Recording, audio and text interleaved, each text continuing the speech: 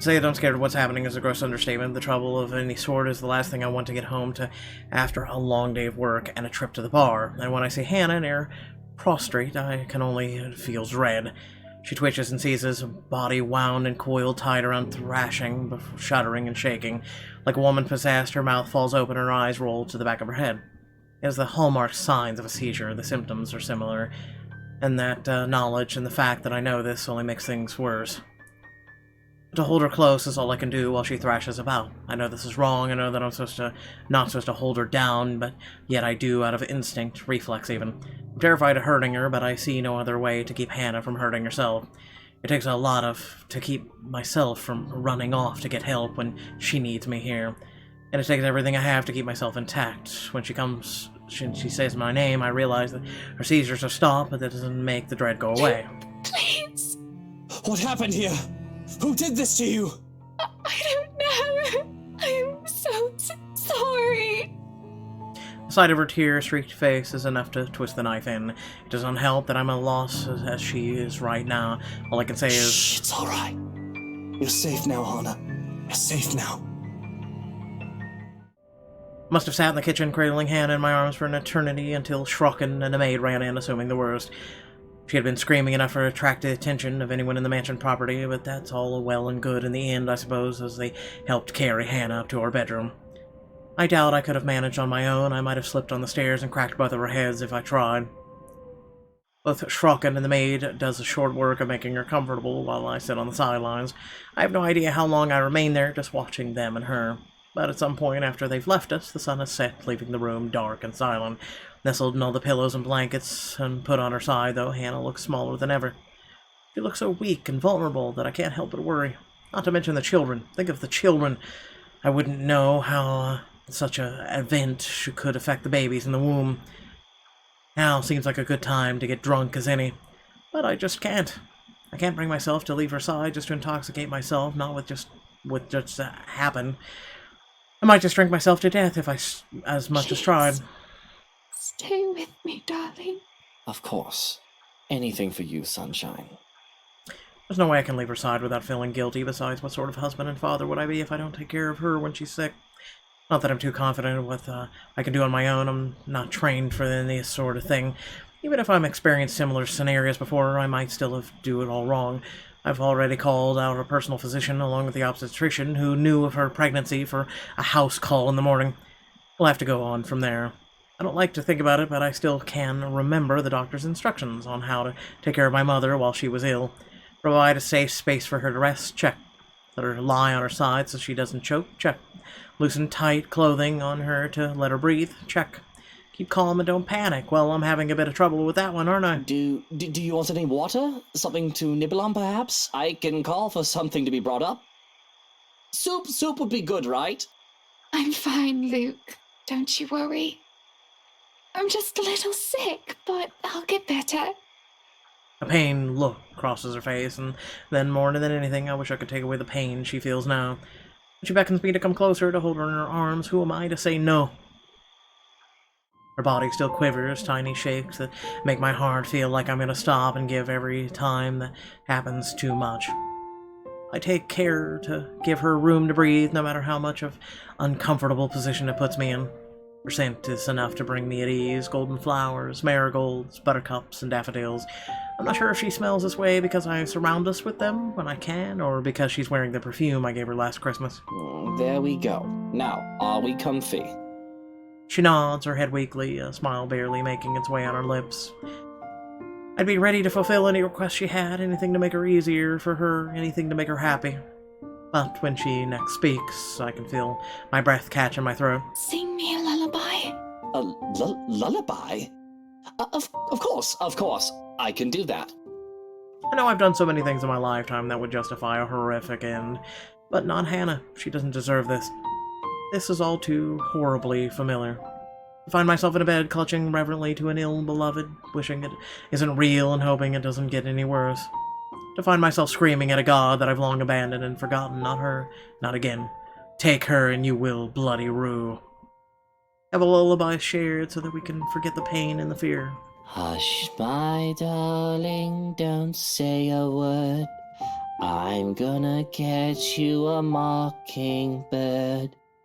I can hear her breathily laugh, though she doesn't tell me to stop. If it amuses her, then that's fine. But her breathing soon evens itself out, a good thing too, and before I know it, she's fallen asleep.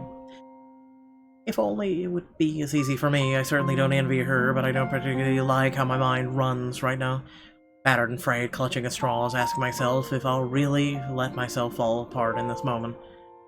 It's alarming how just the thought of losing her could break me, pregnant or And not. if that mockingbird don't sing, I'm gonna get you a diamond ring. I've already lost my mother, the only woman I've ever truly loved in my life, and without knowing them as a young man, that wounded a great part of me. I'm aware now of how scarred I am, for a lack of a better term. And if anything ever happens to Hannah, well, I don't know what I'd do after the fact. Would the loss drive me insane? Would I become mad and swear bloody vengeance on a world that deserves less than her? Would I end up drowning in sorrow and guilt until I'm drinking one night and figuring a bullet is a good way to go? Or perish the thought, would I become like my father, one who had further no love for anything nor others or even objects or the self? The vainglorious mogul that worked for the sake of succeeding in the search of happiness that would never come. And if that diamond ring turns brass, we're gonna go to fields of grass. For a long while, I was that man, wasn't I? Pursuing gold, glory, and nothing else. Bloody hell, I even started courting Canna for the money her family had. She was a mark to be attained. But she was just too bright. And I don't mean intelligent, though she certainly is that too. No, she was just bright in a manner that she could bring such sunshine to anyone's dreary life. I thought I would need to put on a mask with her, but just like with all the others. But if anything else, she made it feel so constricting, suffocating, that I pulled off the mask on my own. I had wanted to be around her, just as she was so willingly showing her real self to those around her. It wasn't some sudden realization. There was no eureka moment. It just happened. And in those fields where we roam, we'll take daffodils for our home. We would meet up, talk about business, but then we could only last for so long after a few dozen dates. We'd end up talking about other things, little things that didn't seem to matter so much, inconsequential things that one would end up forgetting in the grand scheme of things. Good food, music, dogs, the film we just saw, books we've read while we were apart, places we wanted to go, things that weren't important suddenly are. It confused me so much, but I was happy. And at some point I told myself that this was the woman I wanted to spend my life with. Then I forgot that too, a lot. It was out of some misguided need to be my own person, to not be defined by anyone else. I refused to put her on a pedestal or to make her the center of my universe. Married or not, we were our own person at the end of the day. But I would forget that too, at the very least. Remember that she was there with me. And if those daffodils die and wilt, we'll still have the home that we built. She made me better. But I am, still me to an extent. Still the son of a bitch that has something to prove. I forget it again and again, no matter how hard I try. I'll spend extra hours at the office for something or sooner or later to have a favorable stocks or take care of a debt or something. Sometimes I'll even bring home work if I haven't gone to drink or destroy my liver. I'll flaunt the riches, some of which aren't even rightfully mine in the first place, and lord myself over everyone else because I can deserve it. Because that is how I prove myself, when I don't even have to prove myself to Hannah. Sometimes I wonder, had we met under different circumstances, had I grown up in a different way, would all of this be any better? Would we be any happier? Good night, my sunshine. Now there's a thought. Mommy, what happened? You were wiggling and shaking, and you wouldn't stop even if I was shouting. I'm so sorry I shouted at you, Mommy. Shh, don't cry. My little ball of sunshine's not supposed to cry, is he? Don't you worry. Mommy is just a little sick, but she'll get better. I've got a new job now, and I can get medicine again, okay? And we'll buy some bread pudding, too, while we're at it. Please don't do that again, Mommy. It's scary. It's okay. I'm here. You've got nothing to fear. But you have to be brave too, Lucille. Even when I'm not around, be brave. I choke back a scream and wake up in a cold sweat, with my heart pounding in my ears. It takes a while to remember where I am. In the dark and cold of the room, one can't fault me for feeling ill at ease. It isn't as that bright as the penthouse, and renovations did little to change how old it feels. We've been here for less than a week, and it'll take a bit more time to adjust. It's hard to feel cozy, though, when I'm bloody freezing. Nudging the lump of fabric next to me, I sigh. It's cold. Don't hug the sheets, Hannah. She always did this, though it hardly bothers me. Growing up, I was lucky to have something to use as a mattress. I'm not the one who grew up accustomed to Egyptian cotton with a thread count of 800. Besides, the warmth that Hannah exuded on her own is usually enough to keep me sleeping through the night. The temperature tonight must be something else with how chilly it is right now. I must be considerate, after all. The poor dear is ill, though I loathe to think about what had just transpired. Don't make me pull those sheets off you. That blanket is large enough to cover an elephant. You need to share. Takes a while. What was that, honey? Apologies. I'm just in the loo, so if you can give me a moment. There's no sign that they'll be moving where they lie. With care, I go for the knife hidden under the side of the bed. It would be foolish of me to instigate anything while I'm unarmed, after all. To pull back the covers would be more difficult affair, because reaching out to uncover who is underneath, I have to prepare for anything and assume the worst. If I so much as see the nozzle of a gun, there's going to be a murder tonight. I know that they say not to bring a knife to a gunfight, but I think I can sink a blade into his liver faster than he can point name. I see the rise and fall of the sheets, though it could easily be mistaken as the fault of the breeze. I hear their breathing. A great sense of foreboding comes over me, making me hesitate with my plan. I should just get Hannah and myself out of here, and I'll walk back, let security handle it. That's what they're there for. Maybe I should just man up. There's no way I'm risking the chance that inaction will put Hannah in danger. But what's the worst that could happen, right? There's no reason to be afraid. There's no boogeyman under the bed, no monster in the closet. If anything, these things should be afraid of me, right? I grab a fistful of sheets and throw them aside.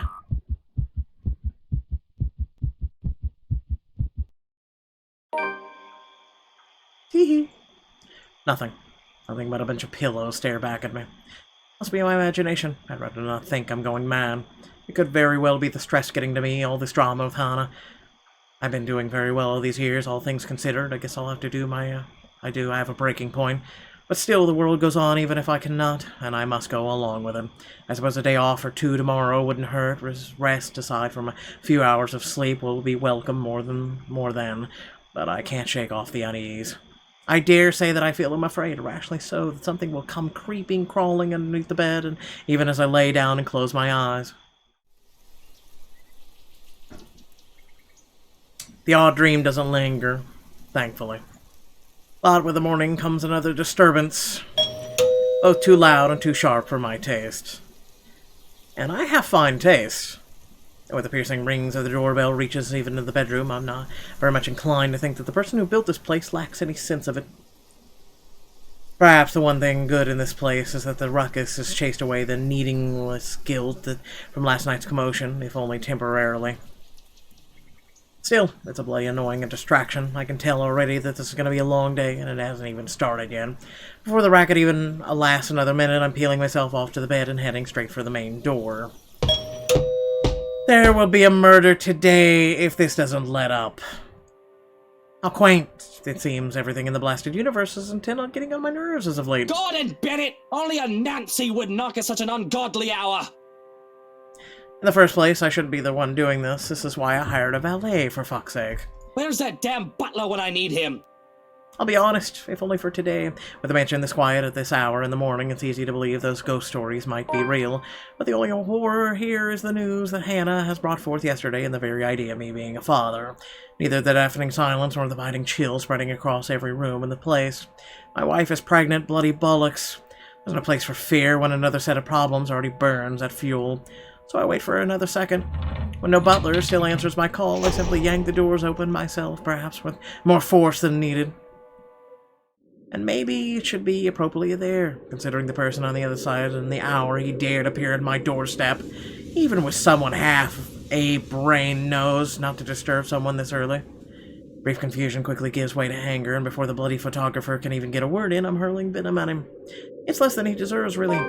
Hannah will disapprove, scold me for treating the photographer with such disrespect if she hears me right now. She seems fond of him after all, despite meeting him only once or twice. He's merely doing his job, she'll say, but she's not here, isn't she? What she doesn't know... You? How the hell did you get in here? What in 7 hells do you want? It's bloody 6 in the morning! Listen, sir, I know this is not a good time. Oh, it's not a good time! Did you even check the clock before coming here? I bet you didn't!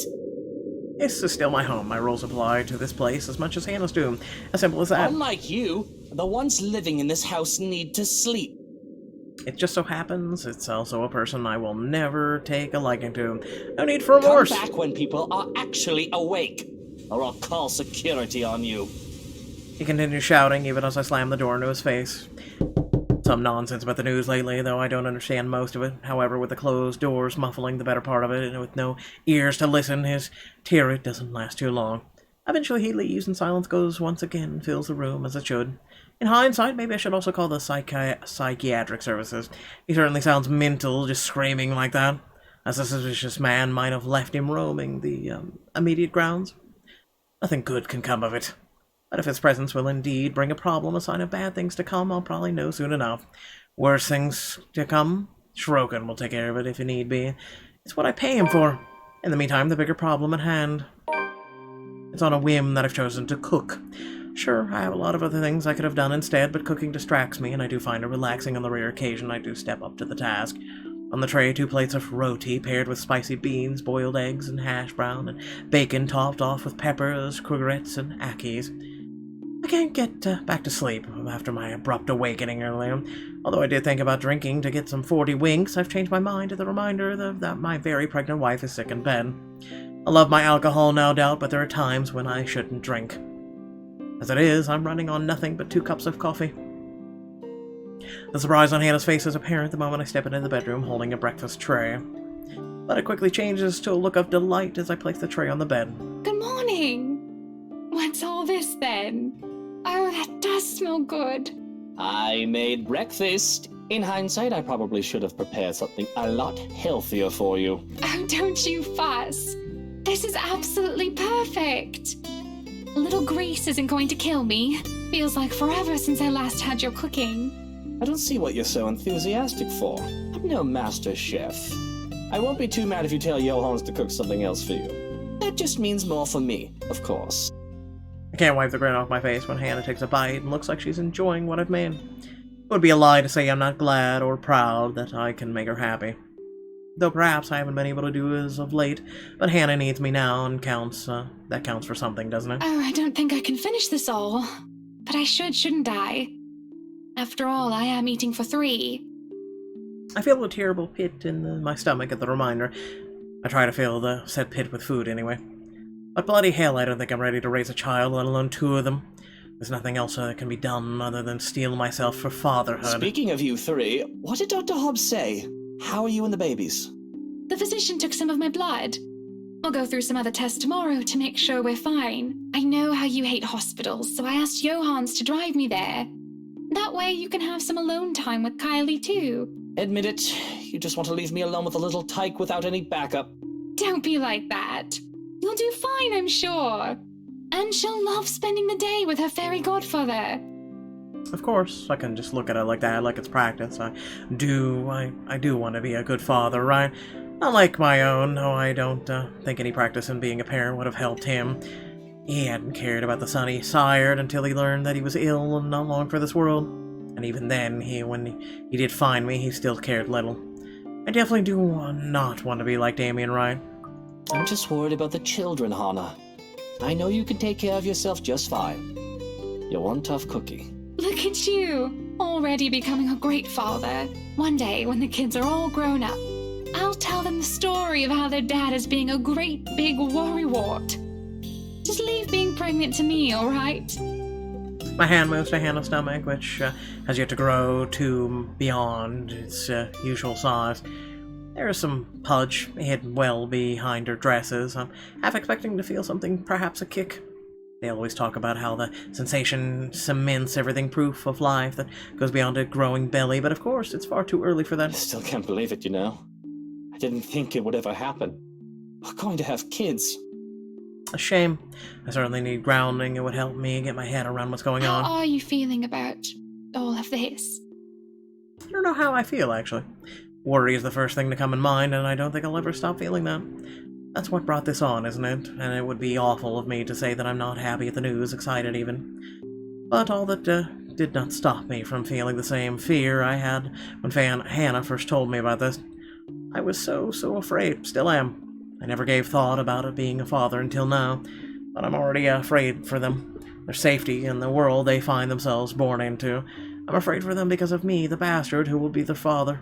The only consolation that comes into mind is the fact that they'll have someone like Hannah as their mother. Like I told Miss Pink, I never wanted to spawn anything. Though I truly did not mean to call a child, even an unborn one, an abomination. Of all the people in the room, I'm the closest thing to being a monster, after all. I'm alright. You're good, so I don't see why I shouldn't be. I'm not the one carrying a pair of brats around in my belly, am I? Just think about it. 2 tiny humans are inside of you, and you're going to swell up like a watermelon. If you can get through this, so can I. I'm afraid. But the smile that Hannah gives me is enough for me to believe that everything will be fine. Eat the rest of our meal in companionable silence, and if I shovel some food off my plate onto Hannah, she makes no comment on it. Come on then, sunshine. Eat up. Can't have any of you starving on my watch now, can I? I say it in a joking manner, but I am entirely serious about making sure they don't starve in every sense of the word. I know it's an impossibility to be lacking when it comes to food with how well off we are, but there are other things a person can be starved off of. Affection. Attention. I can probably think of about a third word that starts with the letter A, but I digress. Soon enough our plates are clear, and I put them away. There's no objection to it either, as a quiet yawn escapes her lips and her eyes start to droop. Indeed, the urge to sleep is high after having a full meal and with an inviting bed. But sleep isn't what I want or need right now. As quiet as I can be when I make my exit, tray of food in one hand, which I'm quick to pass off to Johannes as soon as I see him. Johans, look after her. I just need to get out. Stretch my legs, clear my mind, think. I don't think I have screaming, crying babies will give me much time for that once Hannah gives birth. Is everything all right? Should I be worried? Everything is good. Really. Best I've ever felt in quite some time, I think. Well, I think that's cause for concern. Shall I expect to find a corpse in need of cleanup? I can only shake my head and grin, the deadpan delivery both amusing me and making me wonder if he is joking or not. It can easily be half and half. There can be any instance of the two, or that just didn't happen, and I happen to don't give him an answer. Let him keep guessing and step out for a breath of fresh air. Gray skies loom over the horizon through the sun fights for every precious minute to let it get its stay. It'll rain soon, with the wind bringing along the gloomy clouds normal to Luxburn. Until then, it doesn't hurt to be out here for some fresh air and sunshine. I walk to the gardens, what little of it there is for the moment anyway, and I kneel by the daffodils. These were the first to be brought here and planted on my request, and if nothing else, they brought in a sense of peace. They were my mother's favorite. Closing my eyes, I lift my chin up to welcome the light that shines upon me, and for a minute I can imagine myself as one of the flowers, peaceful, blooming, and all too happy to stand in its warmth. Life would be much easier if we were all like flowers, wouldn't it? But I didn't step out here to get all philosophical. I have problems much more practical than figuring out the meaning of life. After all, too many things have gone on these past few days, and I want to forget about them even for just a moment. It's almost All Saints, isn't it? To think I've almost forgotten. I speak the words absentmindedly. The date means nothing to me, as I neither worship or the religion, nor have any graves to visit. After all, Mother never was given a proper burial. But it's a date, as good as any, for me to grieve. Otherwise, I would have done so every single day, crippling myself and shutting off everyone else out. I can remember how the flames licked at her flesh and how it consumed her body until there was nothing left but ash. I stood there watching the operator and social service worker, though I could have been alone for all I cared. I felt alone. It was the most that could be done. No one would attend the funeral of a dead prostitute, let alone pay for it. All that's left of her, proof that she lived, is her name written in the ledger of Luxburn Cemetery, a lighter, and me. Pulling out the lighter from my jacket, I can't stop myself from flicking it open to stare at the flame and run my thumb over her name. All in all, it isn't much, but it's something. And it'd be wrong of me not to make something of myself when she would have given everything to make sure I become anything I want to be. Feels like I'm stuck in a nightmare right now. What I would give to have you here by my side, Mother dear. To see you smiling at me. Alive and as beautiful as ever. I'm afraid I'm starting to forget what your face looks like. I've already forgotten the shade of your hair. Eleanor Chandler was a wonderful woman, though not everyone would have agreed. Not everyone had seen past her occupation, past her vices, and her illness. All they saw was a poor woman who sold her body to make ends meet and had a bastard son because of it. They didn't see the mother who worked hard to put food on the table for me, the woman who gave and gave and gave to me while expecting nothing in return. She taught me the merits of hard work, but though I loved her so, I worked hard for myself. I would not be so foolish, so selfless towards people who would never give back. I learned that from my father, who plucked me out of the orphanage for his own selfish gain. Pocket the lighter before I could feel the urge to actually set anything ablaze. Considering my close proximity to the flowers, they would be the most likely victim of my arson. Just the thought of it is blasphemous. Nevertheless, that doesn't save them from being picked. Just enough to make a bouquet of things in honor of Eleanor. Would you be proud of me if you saw me now, Mother? Maybe. You're always so forgiving. No matter what trouble I got into. More than I deserved. Especially now. It's been a while since I talked to my mother like this. I've been thinking of both of my dear parents far too much as of late, and when I shouldn't, I have a future to look forward to and the present to take care of. These memories of the past give me nothing but grief, and the life of Lucille Mitchell Chandler should mean nothing but a footnote in Luke Wright's non-existent autobiography. It's because of Hannah, isn't it? I worry that she is all too much like her mother, or like Mother, that scares me, and the thought of it turning into my father is even more so. But even if history is set to repeat itself, I'm not a child anymore, content to sit aside, unable to do anything to help, and too experienced to think that worst wouldn't happen. I have money to buy the best medicines and doctors if need be. She'll get better, she has to. And once we get over this little bump in the road, I can stop worrying. All will be right with the world. Unfortunately, my time alone is cut short, though. I think those flowers look beautiful, my lord. The parlor, the room where the lady stays for her tea. It could certainly use some. The voice is not familiar, though I'm not really one to remember such things. Going from her attire, I would say that she's one of the housekeepers.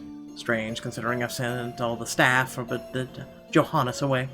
And her face, as pretty it is unfamiliar to me. It would be a lie if I said that it didn't set me on edge. Most would say that I cared a little for my employees, but this isn't entirely untrue. However, I'd like to think I know people who work for me, especially those who would roam my home, even if it is just a face and a name. Besides, I would remember such a beauty such as her. So who is this? Is she someone impersonating a household staff to get in? She's doing a bad job of it. Didn't you get the memo? Are you new? Today is a day off. You aren't supposed to be here. I expect poor excuses and apologies from the likes of her often give, but she merely smiles. Oh, no. I've been a servant here since you first came. And I see no signs of lying, nor hear it from her words, yet they can't be true. But I find that I can feel like I can relax. She has the sort of smile that makes one kindness shine through without words or action. It reaches her eyes, filling them with a strange sort of mirth, as if she's just thought of something very funny. Perhaps it had been any other person I would have interpreted as a deceitful grin, but with the curl of her lips and the shine of her eyes are too soft to hold any malice. She takes my silence as a sign that she can continue. And it's not like I feel any urgency to stop her. I'm not really in the mood for company. I'm not adverse to it at the moment either. Entertaining a beauty like her even for a little while wouldn't hurt. It helps that she proves easy to listen to, despite how oddly she speaks. I'm sorry. I apologize. I shouldn't have bothered you. Look at me, talking to the master of the house without even asking for permission. What will the others think? If you'll excuse me, I'll just... I haven't driven you away yet, have I? And it's your day off. I don't see why we can't chat a bit. Of course. If that is what you wish. As long as it does not get you into trouble with the lady. To even take time for someone as lonely as me. No wonder that everyone under the mansion's employ is so fond of you. Though it should have no longer been a surprise to me. You have always been such a kind and loving lord. I have to stop myself from calling her out on her shite. It's almost as if she's talking about an entirely different man. No matter how big my ego gets, I know for a fact that I'm hardly running for the Best Boss of the Year award. The only reason that most of the staff is here is because of the decent compensation. I'm not cheap. But if she wants to lay it on thick, I'll allow. Who wouldn't want a beautiful woman complimenting them? I'm sure she'll be fine with this. We are just talking after all. Unless you had other things on your mind when you approached me. The words leave my mouth before I realize what I've said. I panic a bit. Though I can get away with picking up women out in the city, sometimes even out of the county, but I've always taken care not to do so in my home or in my business. Not when it'll be easy for Hannah to find out about my infidelity through these channels. Though seriously, I still don't see what the big deal about it is. I just have an itch I need to scratch. I know it must be amusing to see a girl flustered for a man of your stature. But please don't say such things, my lord. I saw you alone and simply thought you could use some company. Thankfully, I do count my lucky stars. It seems the woman takes it as a joke rather than the usual pass it was intended to be. So how are you liking your work around the mansion? The place is wonderful, but I imagine the upkeep is ungodly with all the rooms and whatnot. I don't even want to think about how many people are on the staff roster. Work is work, my lord. It is a way of living. A purpose from day to day. It is certainly far better than doing nothing or having no food to eat. The house itself is also beautiful. There's no lack of things to look at. I'm sure you've seen those books in the study. I can't read any of them yet, but if given the chance, I'm sorry. I shouldn't be thinking of those things, especially when the rains, they might bring more work to us soon. It will definitely be much more difficult when it returns. Idling about is the least I should be doing. I guess you can put it that way if you want to be brutally honest about the whole thing. And the rain shouldn't be a problem. Hopefully. If a little dreary, at the least, she doesn't beat around the bush. I like the honesty. Many would bemoan their status as a household staff, as janitor or menial role, and believe themselves to be for greater things. And I would not begrudge the idea that one can always get better. But one shouldn't be so discontent with what they have either. The rain is something I simply must get accustomed to, if I am to live here.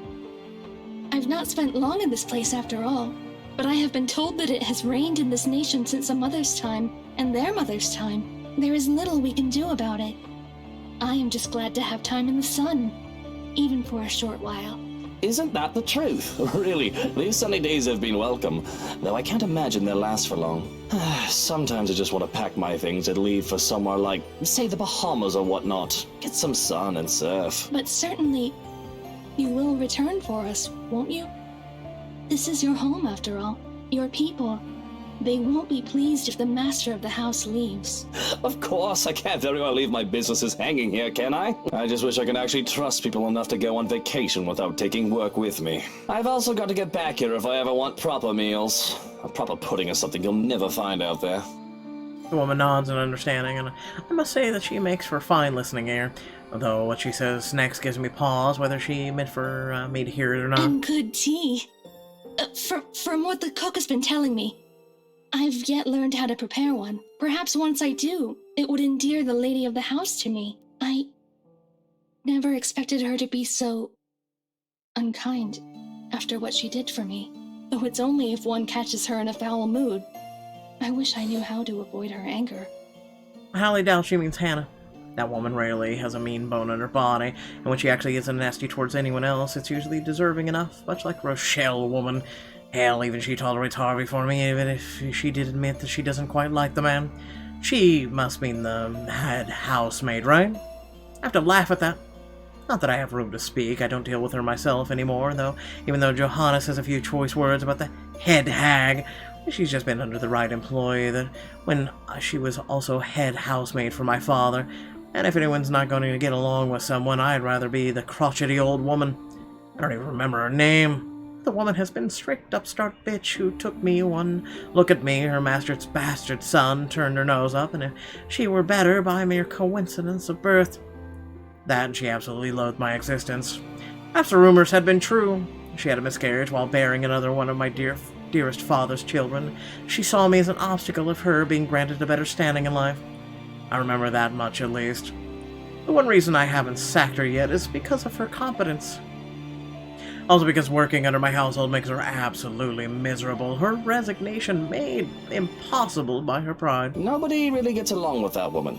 I think everyone just tolerates her because of how old she is. I mean, not to be rude or awful or anything, but she's at the age where she'll be pushing daisies soon enough. Is she? Really, my lord? I'm sure the lady is much younger than that. I think the thought of tormenting the young and beautiful gives her reason to live. It does seem that way. Though I feel sorry for her. One's life should not be wasted away on hatred and anger. It is never good for the heart or the head to always carry ill thoughts. But at the least, you are here for us. We are certainly so lucky to have a lord like you. The lady even more so. The gods smile down on her. Though, if I may be honest, she is to be envied. Even when I have my suspicions about her, she's just too easy to talk with that I've forgotten.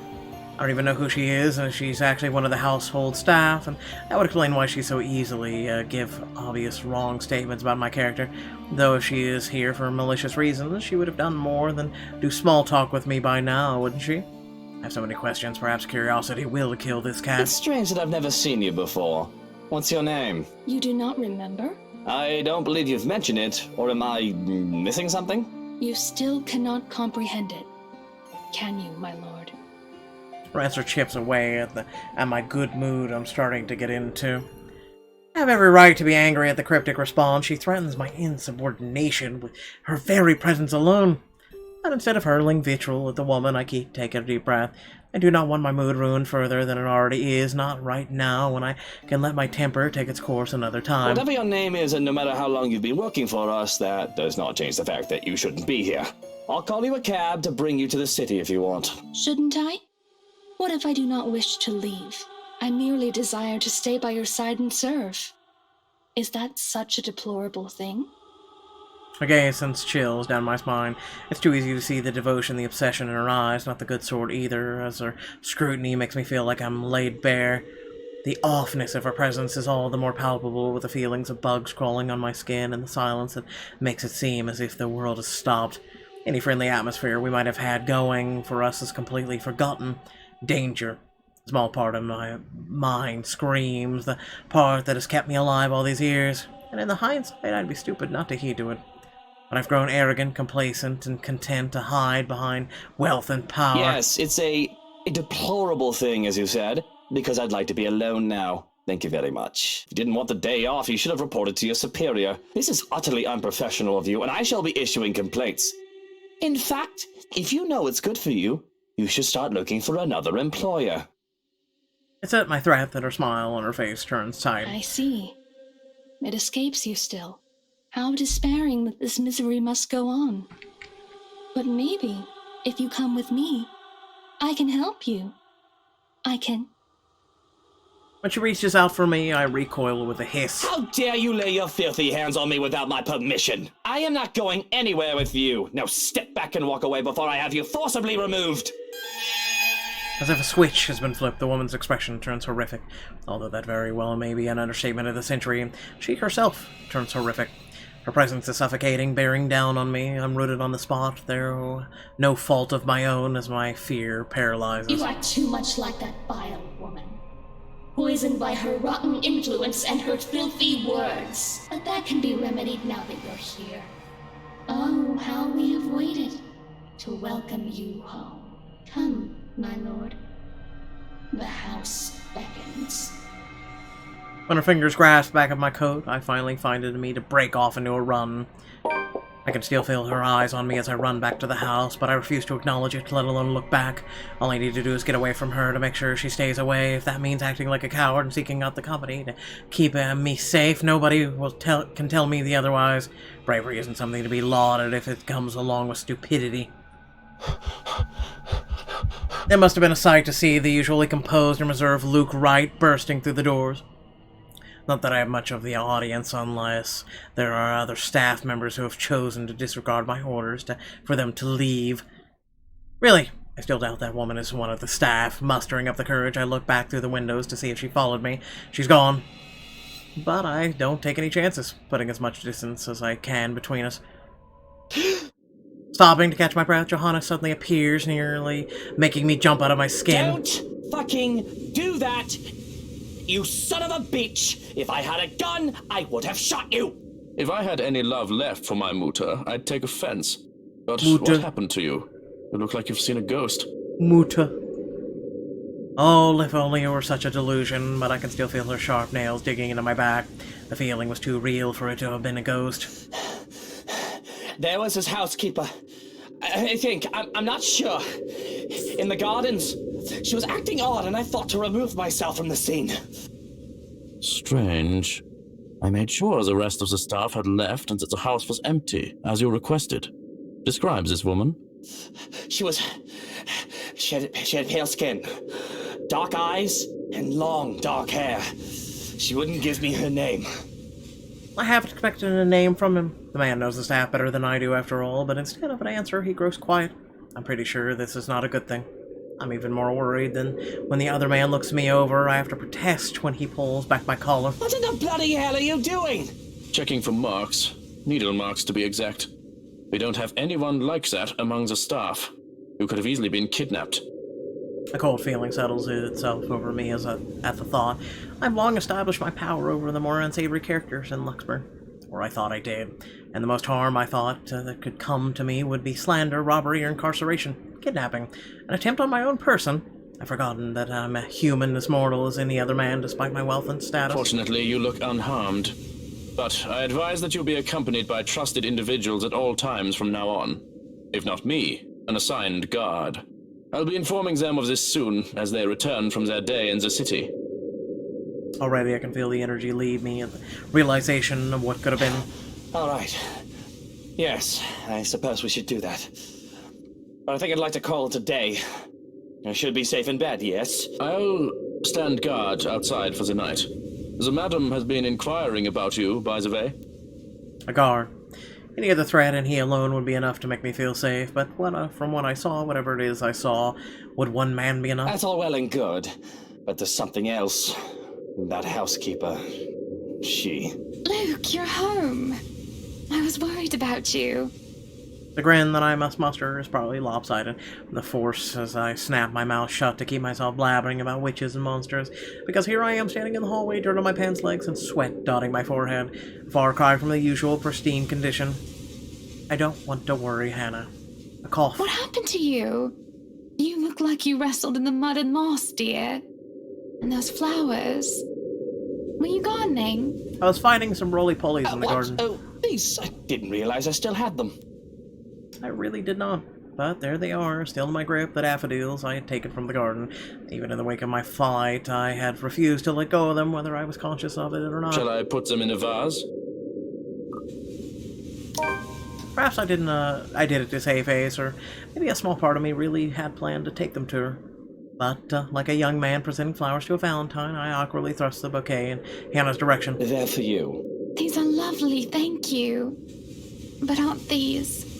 The surprise is to be expected, and the open-ended question needs little interpretation. I've never given her daffodils before, especially not the ones I considered mine. They're for you. Don't make me think that kneeling around in the dirt was a waste of my time. It's not. It's not. Just... Are you feeling alright? I hope whatever I have isn't contagious. I'm not sick, Hannah. I just got them for you. I thought they'd make you feel better, brighten up the room. I don't need my intentions questioned. The thank you was enough. And I didn't mean to insinuate anything. But you're right. Thank you, truly, for these. She takes them from me, and careful not to crush the stems. There is uncertainty on her face, which endears and annoys me in equal parts.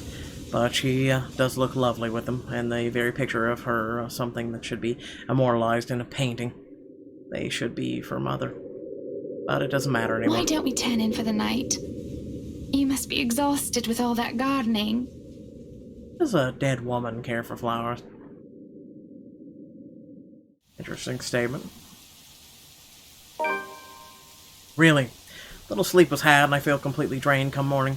Even when Hannah rises from bed in spite of the mild fever and invites me down to breakfast, I can't be bothered to drag myself out from the comfort of the sheets. It's not like I need to do something particularly important today. The rain that started some time during the night doesn't help the mood.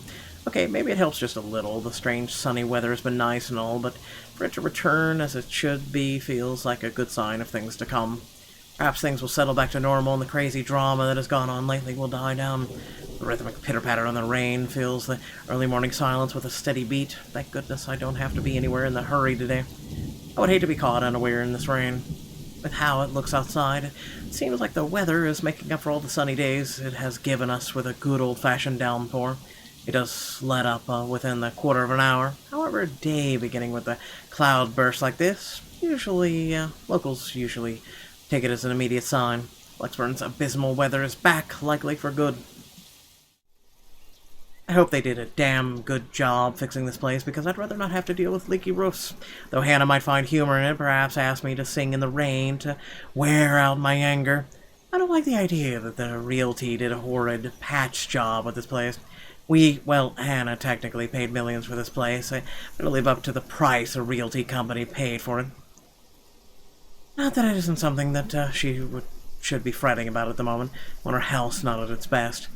Anna's going to be brought to the hospital for a checkup today, and if anything, I prefer that she focus on getting better. That fever, no matter how slight it is, can't be good for an unborn children after all. Perhaps a proper rest is all she needs. I'd rather not assume things. I'm a businessman, not a doctor. Wonder of wonders why I even bother agreeing to babysit duty after that. But here I am, scheduled as today's babysitter for Suarez's brat, once her father drops her off at the mansion steps, though that is a worry for much, much later. If I wish to, I can ask anybody or nobody to bother me while I doze off in a cocoon of comforters, but, as always, someone has to be a buzzkill. Are you really going to stay in bed all day? What do you want? It's far too early to deal with your nosiness. You must have been really rattled by what happened yesterday. If you need to talk about it, I'm quite qualified in that regard. And you aren't even the slightest bit bothered. Truly, not even the slightest bit worried? I was worried. But I realized that it's not my life in danger, is it? I must check this. Nice. My worrying will not help matters. Neither will yours. I loathe, as I admitted, he is right. The whole thing might have rattled me, but there is a little point in jumping at every shadow I see from the corner of my eye. I shouldn't lose my head for a threat that might not even come. I should know better by now. But I've never been this worried about a possible threat in my life before. I'll be honest here. If anyone is in danger, it's Hannah. I can take care of myself just fine. With security tightened, I'll have at least one guard, if not 5, making sure nobody gets within 10 feet from me without my say-so. Hannah, on the other hand, is pregnant and will be away for most of the day. It is a small relief that Johannes will be with her. Are there any updates about the woman? Being in the dark has me on edge. Information, any at all, may help me in calming down. I've already briefed security about her, and more from the agency will be arriving tonight. But they haven't seen anyone fitting the description. So you have nothing then? Fat lot of use you guys are. What do I even pay you for? Do me a favor. There's the door. Don't let it hit you on your way out. Well, there is something. It's about McCulloch. Can anyone blame me if I show the tiniest bit of interest? She's still not done with the house, and she is a nice enough woman. Plans to go back to sleep are gone. I called her secretary about taking the day off. He hasn't heard from her over the weekend. She's probably passed out after enjoying a pint or 2 or 10 in a bar somewhere. She's an adult. It was the weekend. She's allowed to disappear and not think about work. Fuck, I wish I was passed out after a night of drinking. He does know that mobiles are a thing. That's all well and good, but she's not answering her mobile either. Mr. Parker will be filling a missing persons case with the police if she doesn't turn up today. Certainly someone must know where she is. Tabs are kept without fail on people who come to work with me. Background checks, constant surveillance until they're finished with their contracts on the right. Some say that it's a bit over the top, but I can't be too safe. Too many want me dead. What about one of ours? Has anyone seen her? She's pretty hard to miss with how tall the woman is. The last anyone has seen of her was here, the morning of the party. Your housewarming party. That isn't good news. It wouldn't do for the police to hear of this, and to suspect. And it's of little import that I can easily prove my innocence is all a matter of principle, because even the accusation of misdemeanor should not stain my reputation, although maybe it's a bit too late to hope for a squeaky clean one. Besides, it'll be such a hassle to have police poking around the house looking for a body that doesn't exist. Now, if we're done here, I'd like to go back to sleep and...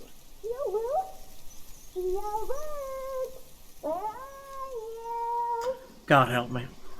Well, there goes any plans of grabbing any shut-eye. Rolling over on my stomach, I can only scream into my pillow. Of course, of course.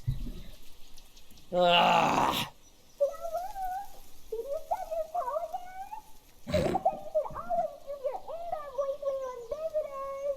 Johans, distract her. Oh, look, it's time for me to go. Have fun with your little play date. So long, farewell, and auf Wiedersehen. Goodbye. No, Johans, don't you turn away from me. Keep her busy for an hour. Come on. I have to press my face against a pillow once more to suppress a groan. You just can't get loyal help anymore. Hello there, little Fraulein. Your uncle is just upstairs and will be down in a moment. He is super excited to have you today. I hope you're well rested and ready to play a lot. That bastard. I'll be down in a sec, Munchkin. Let me just... Change into a fresh shirt, brush my teeth, fix my hair, bemoan my very existence, and wish I was anywhere else in the world right now. Don't get me wrong, Kylie's a great kid, wonderful, better than most brats her age, but handling a tyke is at the very least, or the last thing I want on my agenda right now with this whole Hannah business. Fortunately, I am very well versed in how the world works. I've learned that the show must go on no matter what hurdles come in my way, so I set to preparing for the day. Running a comb through my hair is just divine and simply makes me feel more human. Bed hair is disgusting, though it isn't as bad as now as it was when I was a child. With how expensive a trip to the barber was, I was often to grow it out until my mother had time to cut it for me. The curls, tangles were simply horrid. Why, I was even mistaken as a little girl because of that. It certainly doesn't help that I was named Lucille. A freshly pressed shirt is enough to chase away the last signs of sleepiness. The feel of crisp, clean cloth in my hands is a clear marker for the start of the day. Smoothing down my suit and my hairs with a sigh, I steel myself for the whores. The whores that come with taking care of a child. Good morning to you, Luke. Especially a bobblehead child. Speak of the devil and she shall appear. Bright-eyed and bushy-tailed, Kylie grins up at me as soon as I open the bedroom door. She swings the backpack she's clutching, hitting my leg in a show of impatience, and looks entirely unapologetic for it. Did you just wake up? Don't tell me you forgot. We're playdate today. I doubt I'd forget. Kylie's visits are frequent enough that the things that have found a way into my schedule are supposed to be visits to her godmother. We can't pick who a child gets along with, so as long as I'm not busy, her father can drop her off for the day. Which is all well and good for me if it makes Suarez focus on work I've given him. Besides, she's a bright child, tolerable. The kid's got a good head on her shoulders and can get pretty mature for her age at times. Of course, they have to thank me for that. Her parents can take partial credit, but Hannah and I have been there for this kid since she was just a small babe. Why, I still remember the first time I saw her. It was during the baptism.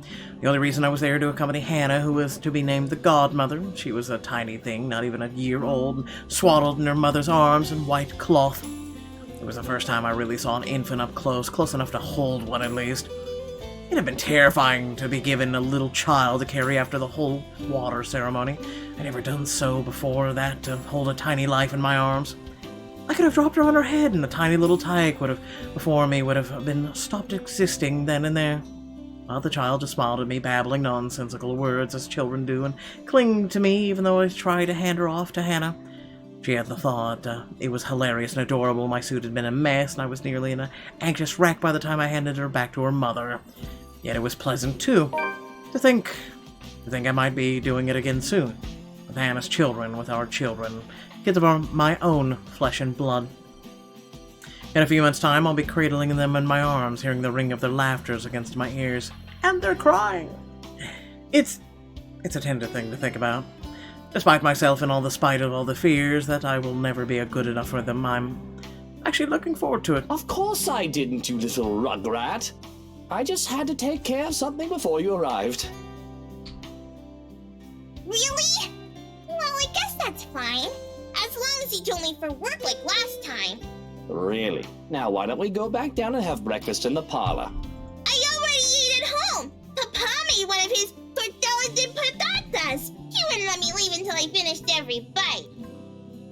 Ah, this was infamous tortilla de patas. These things are a hazard. You can probably use one to bludgeon someone into submission with how big they are. And it's a miracle Kylie can be so energetic. I had trouble staying awake the first time I had one. Speaking of staying awake. Well, I need some coffee in me at the very least. But if you'd like, you can jump straight to dessert. Yes! Dessert, please! It's easy enough to manage Kylie with the promises of sweets, thankfully. The hard part is managing her before she gets to the sweets, because I nearly have a heart attack when the kid starts racing down the steps. Just the thought of her slipping and breaking her neck is enough to make me rush down after her. Slow down! The food isn't going anywhere. The food is going somewhere. In my tummy. Get in my belly. Jesus fucking Christ. Children. With a shake of my head, I usher Kylie towards the parlor and order a maid to bring food for us. Whatever breakfast there is, along with a cup of coffee for me and ice cream for Kylie. But I can't leave the kid alone for too long unless I want her to turn the other room into a slaughter ground. True to my expectations, I've only left Kylie alone for a few minutes, but she's already made herself comfortable. The stuff from her backpack has been left scattered across the room, from coloring books and crayons to toys. She's well equipped to amuse herself with no trouble, though I can certainly breathe a little easier if she won't bring her doll along every time she visits. Narcissa, or Sissa, is a creepy little bugger. It doesn't help when Kylie left her during one. Finding the thing at the bottom of the stairs staring at me up at 3 o'clock in the frickin' morning is a memory that won't be leaving me anytime soon. Even now it stares at me from where it's seated. I'm wholly tempted to just throw the thing out into the fireplace and banish it from whence it came. I can buy her a prettier doll, a better toy. We'll break it. Find a way to get rid of it. If it wasn't for Hannah, and if only Kylie wasn't so attached to it. The thing is an antique doll she found on some brat's 6th birthday, one of a kind. My darling Hannah loves her so, and Kylie does try to be a good goddaughter, but she just can't keep her interest long with my wife. It's not something that Hannah does wrong on her part. She does try so very, very hard. It's just that she doesn't quite know how to really, well, handle children. She'd never been around any other children when she was young, surrounded by a protective adults who catered to her every whim and worried for her safety every minute. When she isn't able to keep up with Kylie, her first instinct is to be strict. Impose rules on the child, treat her as if she's made of spun glass, like every movement might break her. I at least have some idea of being around street kids. I know the games they've played and how they think. I know that scrapes and skinned knees are all part of childhood. Even when I grew up, I had time to be a child and not some sheltered Harris. With Kylie, well, as behaved as she can be with her toys and books and art, she has to use up all the energy somehow. To run around the playground and make a mess in the mud, or even to use a fake wrestle for a short while. I'll let her be a child when she wants, I'll say. If it becomes too much, just bribe her with sweets or ship her back to her papa. The problem solved. Fortunately, Hannah isn't quite up for those sorts of things most of the time. Thinking it'll spoil the child, it turns a whole playdate awkward every time. Taking the last seat left, I pluck on one of her coloring books from the table to see if it's filled with dinosaurs. Not exactly what I expected to see from a little girl, but doesn't hurt anyone. If she wants to play with dolls and cars and dolls with her cars, or what do I care? She once put doll tootis on model cars, even. Oh, this is a new one. The last one you had was filled with horses, wasn't it? Those were ponies, Tio. They're much cuter than horses. We went to a dinosaur zoo, and it was awesome!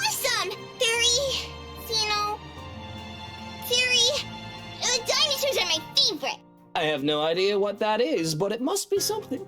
I'm only familiar with the T-Rex myself. Yeah, they found, fossils of its claws. They're really long.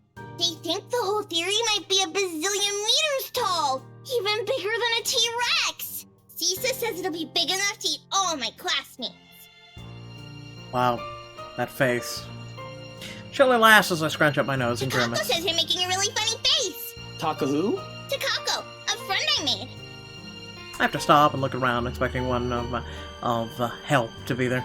The child does have a way of befriending just about anyone, as long as she puts her mind to it. And yet the two of us are completely alone. Thankfully, she only finds my disturbed look as funny as grown-up expression. That might be a lot more problematic when whether she plays with dolls or cars, though. Both the thoughts of Sissa giving Kylie ideas, and one of sad ideas being massacred by a dinosaur.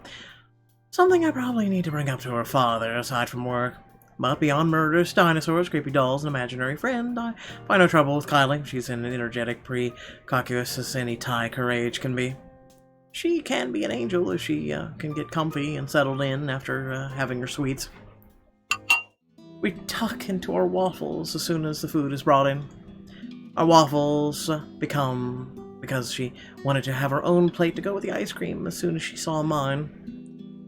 A fresh plate of berries is brought in as well, which really goes great with the rest of this feast, as Kylie puts it. As if I indulge in the sweetness, I have a cup of black coffee to pair it off with. With our bellies full, Kylie grows content with the scribbling on a scrap paper and calmly chatting about her week. She talks of her older brother Rowan and their parents, how they plan to go on the Blocks Island in Berkshire with the winter holidays. She talks of Miss Pink and how I have to shift my legs to become comfortable once more, the memory of the initial meeting with her still fresh in my mind.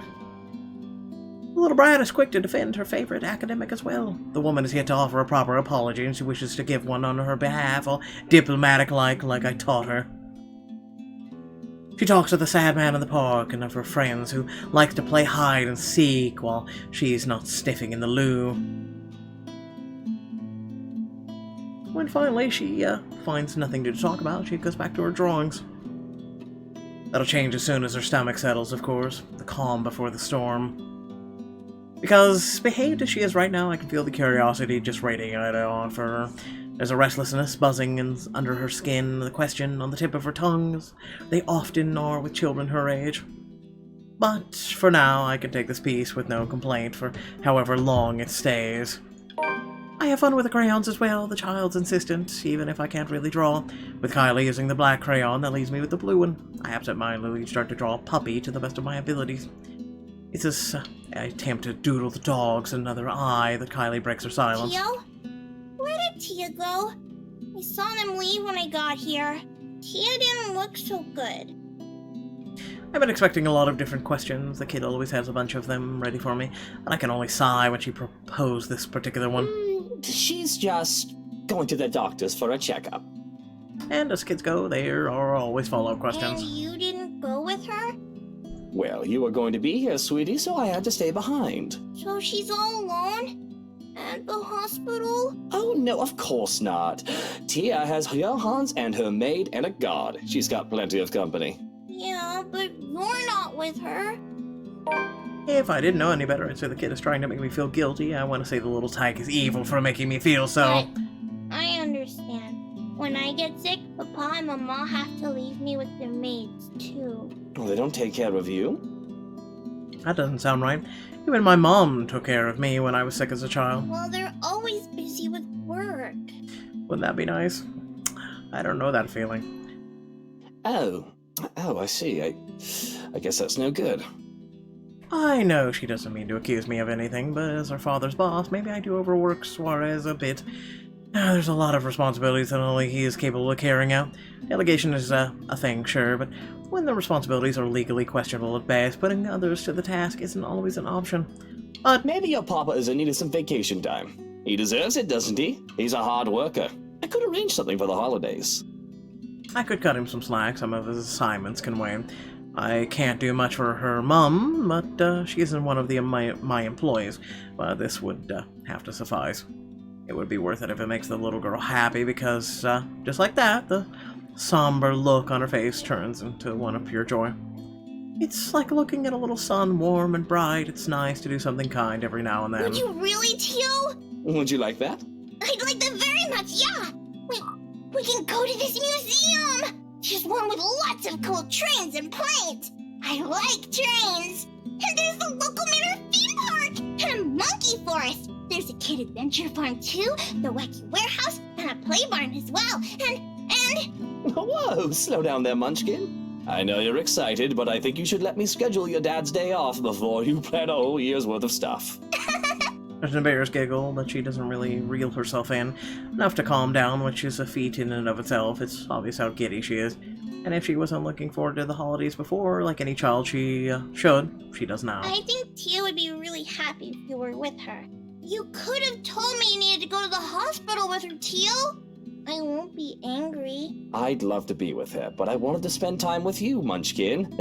And she told me to stay. Besides, I don't like hospitals. They always smell like alcohol. Not the good kind either. I don't think anybody likes hospitals. They're scary. But you said Tia is brave and strong. That she is. A content silence comes over us as we go back to scribbling, though I stop when I'm done with the blue dog, cringing at how awful it looks. Kylie reprimands me for that because I should be like her. The little tyke goes through several sheets of paper, one drawing after another. Practicing, she says, because practice makes perfect. Not to mention she's drawing a contest coming up in class, and she has to beat Tim from Class D, who says girls can't be superheroes. The clay gets a turn too, where we start sculpting food and pretending we're Michelin chefs. When we're too tired from tossing pizza and making cakes, there's no trouble in finding another activity more relaxing for both of us. I find myself invested in reading the picture of Dorian Gray once more. Often I lose myself in the pages of the book. However, it's rather difficult to do so when I'm trying to keep an eye on an ear out for Kylie, and I've been reading the same paragraph over and over again, even impeccably. I can feel my skin crawl when the girl sits with Narcissa by the parlor's fireplace humming and singing, though I ignore it long enough to hear only the tail end of the song. Everything is up in flames, up in flames, up in flames. Everything is up in flames, my fair lady. And then, lo and behold, the house is on fire. I don't think I can spend any more time with Kylie, considering how high-strung I feel. So it is a good thing that Suarez came for her as soon as I've called. Though it is earlier than the agreed upon time, he voices no complaint. The bastard even looks half relief as soon as they left. Or at least I interpreted it as such, where I've stood by one of the windows, not bothering to step out and greet the man. No doubt he still doesn't even trust me around his spawn. Well, he has every right to be suspicious of me. I am a dangerous man, after all. But to my chagrin, that leaves me the rest of the day with nothing to do. Well, aside from picking up the mass Kylie left scattered across the parlor.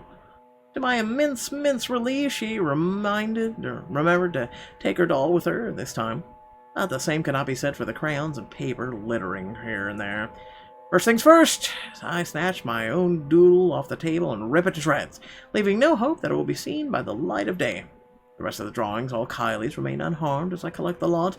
Though they have been stacked neatly on the table before, they must have been blown when I saw Kylie off. And there are plenty of them. From cats and cakes to colorful rainbows, gardens, the child managed to make a lot during her morning hair. There's one more that I have to fish out of the fireplace where it landed. Expecting to see another one of Kylie's masterpieces, I am instead greeted with something a bit more concerning. There is me, there's Kylie. There's two of us, side by side, smiling, as our stick figure shells stand in a nondescript field. That much I can ascertain without looking at the labels below the doodle's feet. But a third figure stands next to me in the drawing. A woman, with her face hidden behind a curtain of black.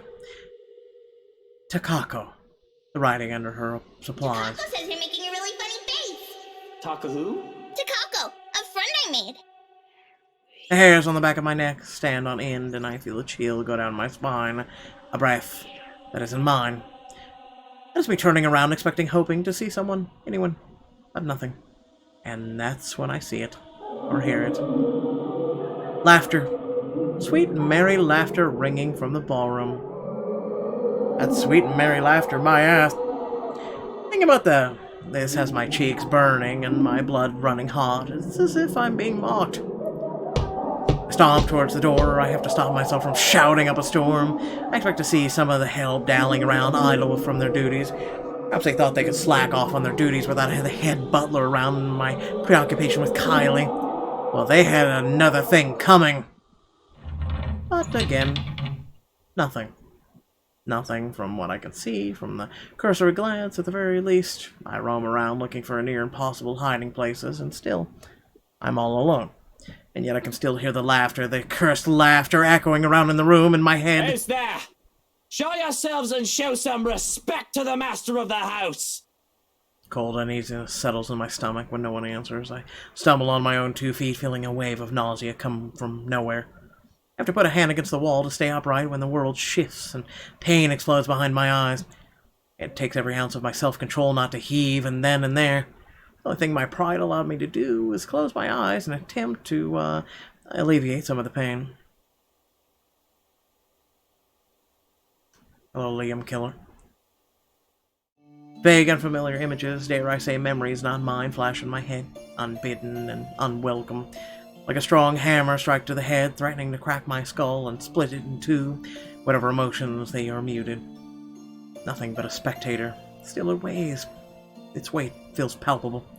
Although it doesn't take long for these sensations to get into my head. Through my eyes and my ears it creeps and buzzes into the spaces between. Do I know you? No. One after the other they come at me, an unending flood that threatens to sweep me away for what feels like an eternity. Each one a show of both joy and suffering for those who have called this mansion their home. Each new scene is like a hammer to the head, threatening to crack my skull and split it in two. I can feel every emotion in the blurry images that present itself in my head. I feel a part of these like I've lived through them, though I know that that's not possible. All their anger burns through me, that much is evident, but the pain more so. And above it all are the whispers. The voices calling, luring, until one image's emerges, contrast with the others. There's a shout of joy, my eyes snap open, looking for the culprit. That's when the whole room just changes. Everything is the same, yet everything isn't.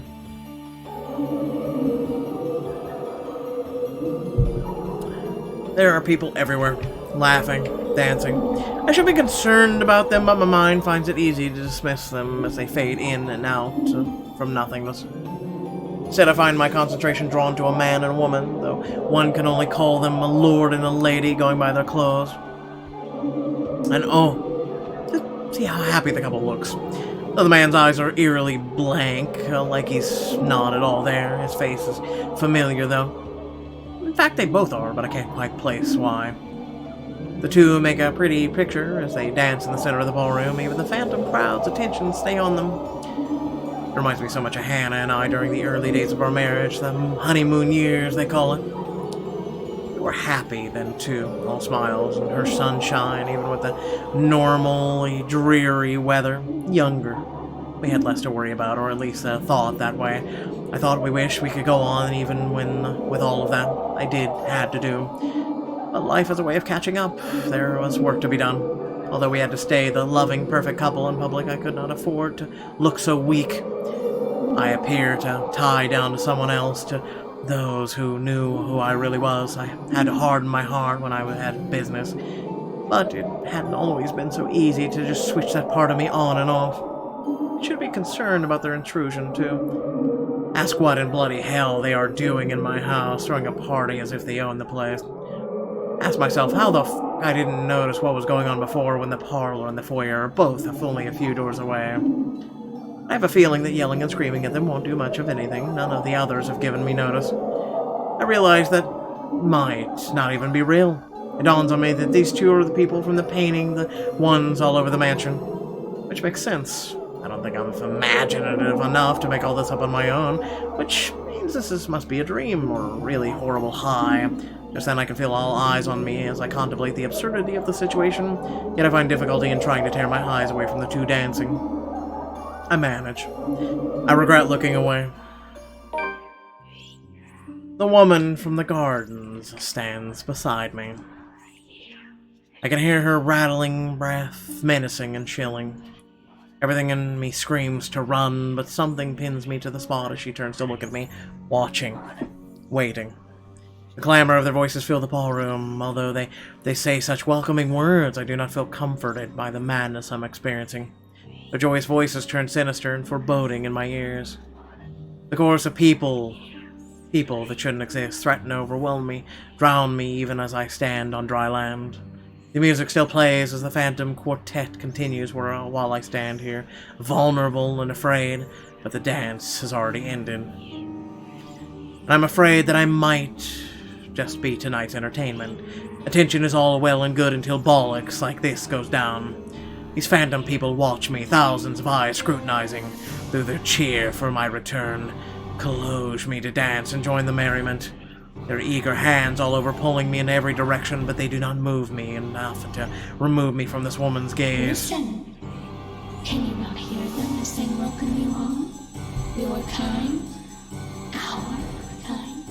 You're one of us, my love. We are bonded by the blood we share.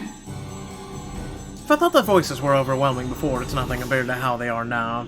Their voices are loud, speaking in unison, echoing ever on in the spaces of my head.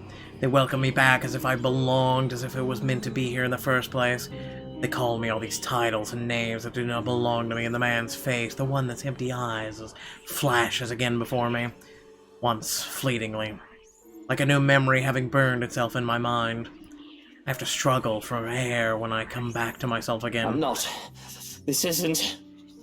The welcomes turn into screams at my protest, pain, desperate pleas for my help, telling me that this is my duty to stay, telling me that I belong among them to them. Gentle touches turn near threatening, the warning scratches and barring of teeth by my predators before they truly maim someone. My mouth goes dry as I struggle to speak some sense into this hallucinatory madness, but I don't get the chance as they drown out my voice. Oh Lord, my prince. At her words, there's a compulsion to stay. Though my heart races in my chest, the fear I should be experiencing refuses to register in my head. My mind and body war with each other, nearly tearing me in two. Oh, you finally returned to us. The compulsion to walk into her arms is strong. Whispers in my head tell me to go to her. They say that she is safety, she's home, she's hard. We have been waiting for so long. A repulse at these thoughts, I wrench away and turn with a small gasp. Without hesitation, I start to make a run for it. I nearly falter with an angry shriek pierces the air, inhumane and monstrous. I don't dare look back, I just run. I didn't care if this is a drug-induced hallucination or not. Just run. Out of the ballroom. And out of the parlor. It's only then when I bother to look back, hoping and praying to the god I scorn that it did not pursue me. I would have run all the way out of the mansion too, if only someone didn't get in my way. I collide with a body much larger than mine and fall back to the ground, head spinning as I look up at the stained glass. Turning my head to the side replaces the colorful sight with a pair of shiny black shoes. Fatigue fills every inch of my being then, making me refuse to get up. Meanwhile, a familiar head of ginger hair looks down at me in bemusement. You really must look where you're going if you insist on running about.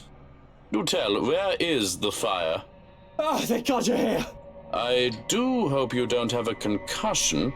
Can you count backwards from 15 to 1 for me? Oh, fuck off, you wanker. Just help me up. I do not think insulting me if you do have a concussion is a smart decision. But no, really. 15 to 1. That woman, she was here. I told you to keep an eye out for her. The other man offers an arm and pulls me up to my feet then, but before I can storm off and pull him to the ballroom, he anchors me down with one hand on my shoulder and the other touching the back of my head. No bruising or bump. That still does not mean that you don't have a concussion. If you are too lazy to count backwards, can you tell me your full name? Where are you currently? We don't have Lucille Mitchell Wright, and this is the Ermengarde bloody fucking foyer. But we don't have time for this. You must make and have the time to make sure you are not broken in the head. Too late. I have already sent security to scour the whole house when I saw you running out of the parlor, Dummkopf. If the woman is here, they will have her. You will only be slowing them down if you plan to interfere. When he points that out, I realize that there are guards starting to filter into the house as we speak, with some already searching the nearby rooms. Armed and uniformed men go around in pairs, making it so the house is in a flurry of activity. He lets go of me then, in the knowledge that I'm not going to keel over anytime soon. I was hoping that you would be tired from dealing with the young miss on my return. Instead, you come running and hit your head. Such a troublesome boy. Shall I be carrying you to bed, too? I can manage just fine on my own. Though I don't see how I can sleep until that woman is caught. It'll be easier to keep you safe in your quarters. This is twice we've known the woman to break in. I think we can safely presume that you hold her interest. He says it as a matter of fact, in a tone that broke no argument. Not like I'll argue if it means I'm kept safe. The two of us hurry upstairs, though we remain watchful and wary of any potential threats to my person. We make it to the master bedroom without any trouble, though the two of the security are left outside the door. No problems at all. Not until we get inside. Johannes' eyes scan the room wildly as a look of dread on his usually stoic face. And I didn't understand for a moment looking around the bedroom, it's empty.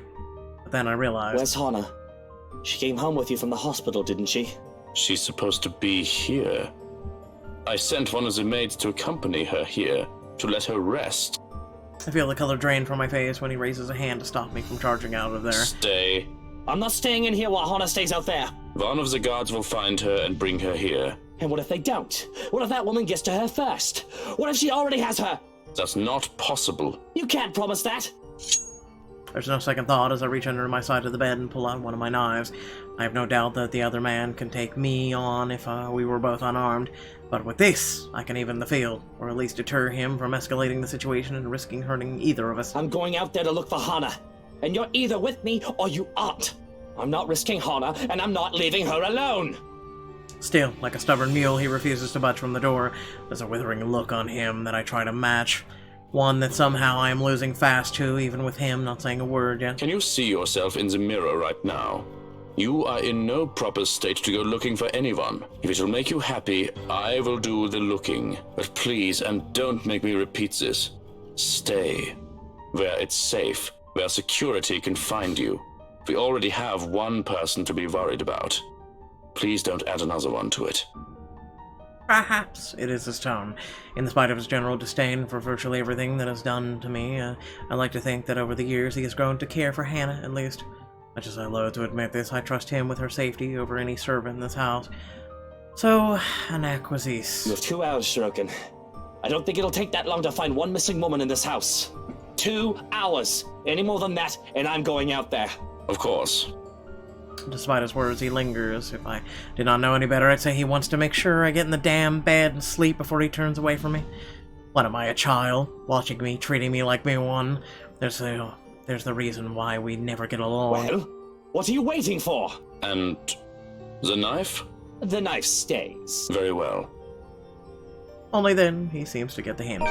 With a nod, he leaves and locks and closes the doors behind him. For a moment, I can still hear his voice while he gives the guards outside firm instructions, then a hush as soon as he departs and his footsteps fade away. One that doesn't quite last. As quickly as the silence settles, lightning flashes across the sky, followed immediately by a loud boom of thunder. And that wanker strikes so dangerously close that I can feel the electricity in the air. The power goes out not a second later, and I can feel as though I'm being mocked by whatever greater power there is. All is deathly still for a moment, but soon the rain starts once again. Far heavier than the light drizzle from this morning, its pitter-patter hitting hard against the place's roof. Despite the noise, I find myself drawn to the bed, exhausted, hoping for a little nap. I'm safe here. Anna will be safe too. Shrokin will find her, and when I wake, she'll be here. It does not take long. As my head hits the pillow in a matter of minutes, darkness claims me, bringing with it laughter and whispers of a twisted love from long time gone. Who are you? Stay away!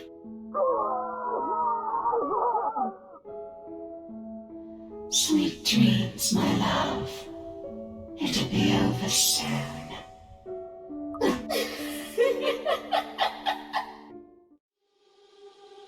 Yep, I'd want to wake up too. Yet, in spite of the unfamiliar voices and unwanted touches from the shadows lurking in the dark, rousing in a slow, arduous process, difficult every limb heavy with lead, no matter my aversion for the words they murmur in the ears, or the sight of her horrid smile from afar, my body refuses to yield. I am at their mercy. Beyond fathomable reason, my consciousness refuses the pull of my waking world, choosing to linger in the pits of a dream, gradually drawing me deeper into the unknown depths. Somehow, even if I may never open my eyes, I allow them. You do not belong there, my prince. Not that I mind getting a few extra hours, of course. The bed's more than comfortable as it is, after an exhausting day yesterday. If it's in Kylie, the stress of finding an intruder in my own home, I think I deserve a little break. Every once in a while, especially after going through all that in a single day. I could only be on the receiving end for so many acceptable things within the span of a few hours, you know? As a gracious host and a person I am, my patience has its limits too. Well, there's still the problem with Hannah. I haven't forgotten that, of course. That's why I've hired Shrocken. He's competent enough. He won't even last a day in my service if he's any lesser than those half-wits who think they can deceive me with sweet words. He's more than capable of working on his own without my guidance. Let the butler take care of this little problem with Hannah while I... Hannah. You do not need her. I am here. We are here. This is where your home is. Where you belong. For the blood we share. Come back to us. Okay, Venom. How long has it been since?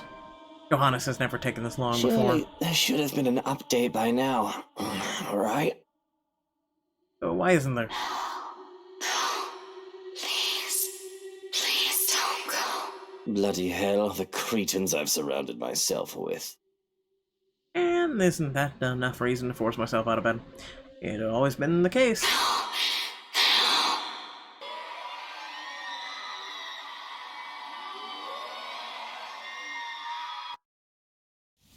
Eyes fly open, expecting the warm rays of the sunshine filtering through the curtain, and to be greeted by the blinding flash of light, a loud boom of thunder that sounded nearly too close to my ears.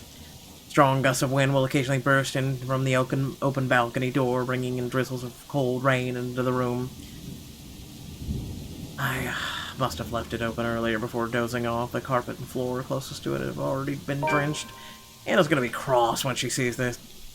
Not that it's an immediate problem. If anything, it's this power outage we should be minding first. With the intruder still at large, steering through the darkness might be far too more fatal than multiple stab wounds or a gunshot to the chest. Oh, great. The power's still out. That is exactly what I need right now. Yes. If the storm... It's the storm, of course. I should have moved back to the penthouse to weather it in a much more comfortable setting. Already I can hear the creak and groans of this old place as rain beats against the windows. Johans! Has someone been sent to take the circuit breaker yet? No answer. Johans? Silence. Shroken! Someone! Anyone? Still, nothing. My cordial mood is quickly dissipating. Where are those idiots when you need them? It's really a wonder why he hasn't fixed this yet. Was I really out that long? Can't be. It was only just a few hours ago after midnight, if the time on my wristwatch is anything to go by. Unless I've forgotten to change it again after that last overseas trip a month ago. Though the delay is understandable if he went looking for Hannah as he promised. But bloody hell, my safety's also at stake here. Cursing, I stay still, letting my eyes try and adjust to the darkness while my hands fumble for my slippers. If that butler isn't gonna fix this, I may as well order the security posted outside to do it. Probably just a blown fuse. Anyone with a brain can repair one. Grabbing my jacket with my footwear finally, I make for the door. Although in a haste, I pause briefly when a gleam catches my eye. One of my drawers underneath the clutter I yet to organize, the muzzle of a gun peeks out. Hannah has never openly commented about my possession of it, but I know she does not approve of it, knowing the bloody firearms policy in this nation. Of course, I've not found much use for it in these 7 years we've been together. Otherwise, she would have already had it thrown out years ago. Doesn't mean it won't be useful right now. Without a second thought, I seize it, sending the stuff piled above it onto the floor. Whatever. I'll get to it later. This blackout problem should be resolved first. Right next to my missing security detail, as it turns Where the out. fuck did everyone go? There were 2, weren't there? Shroken has 2 blokes posted to stand guard for the night. I might be panicking for a bit earlier, but I'm quite sure I haven't gone delusional yet. What, did both of them decide to take a break because they think the bastard's already sound asleep and they won't be looking for them? Damn nitwits! I know assassinations happen very rarely these days, and even less in a peaceful city like Luxburn, but bollocks. There's been a woman going in and out of this place uninvited who may or may not want to put a knife in my bag. Isn't that enough reason to stay on alert? I'm fairly certain Shroken won't just enlist their help just for the power outage, only to leave me unprotected. We have a difficult friendship, so to speak, but I doubt that man is an opportunist. I'm holding the lives of his family in my hands, after all. He knows that I'm capable of doing He's not stupid enough to do anything that'll endanger them and save only himself. So where then? Only my footsteps echo along the dark passage, and I am left gripping the handle of my pistol for some comfort. Without proper lighting, and with the storm still raging outside, the stories I've heard about this place seem to have some truth to it. Some. If I'm reaching, and wish to entertain myself for a bit, I'll say that there might be also ghosts whispering in my ears, calling. And of course it's just the wind and the trees rustling outside. Nothing good will come of allowing these thoughts to linger when problems are piling up in front of me one after another. Especially with what greets me once I get to the foyer. Though it's dark, the large windows illuminate the area much more easily than any of the other rooms. And from where I stand at the top of the stairs, I can easily make out their forms, recognize them even. It's all gone crazy when these intruders come into my house. I'm no stranger to a cop playing dirty. The smart ones knew that neither life nor criminals are going to play fair. And if one of this wog sort is on in this, I'm not surprised too. But Lily, the estate agent, she doesn't even see the sort. And Daisy too. What would Kylie think of her Miss Pink, and if the poor tyke finds out about this? Not to mention Mint. Hannah trusted her. I trust her to be professional at the very least, but for fuck's sake, to top it all off, hey, they'll have the nerve to look surprised when I announce my presence. Well, well, what have we here? If I were any less sober, I'd say this is the beginning of a joke. Bloody trespassers, what is wrong with these people? Did they really think I'd be fine with them walking into my home like this? Where are they even doing here? If I didn't know any better, they might be behind Hannah's disappearance. That's right, my love. They must have a motive. Make them pay. And it better be a good one. They've done to us.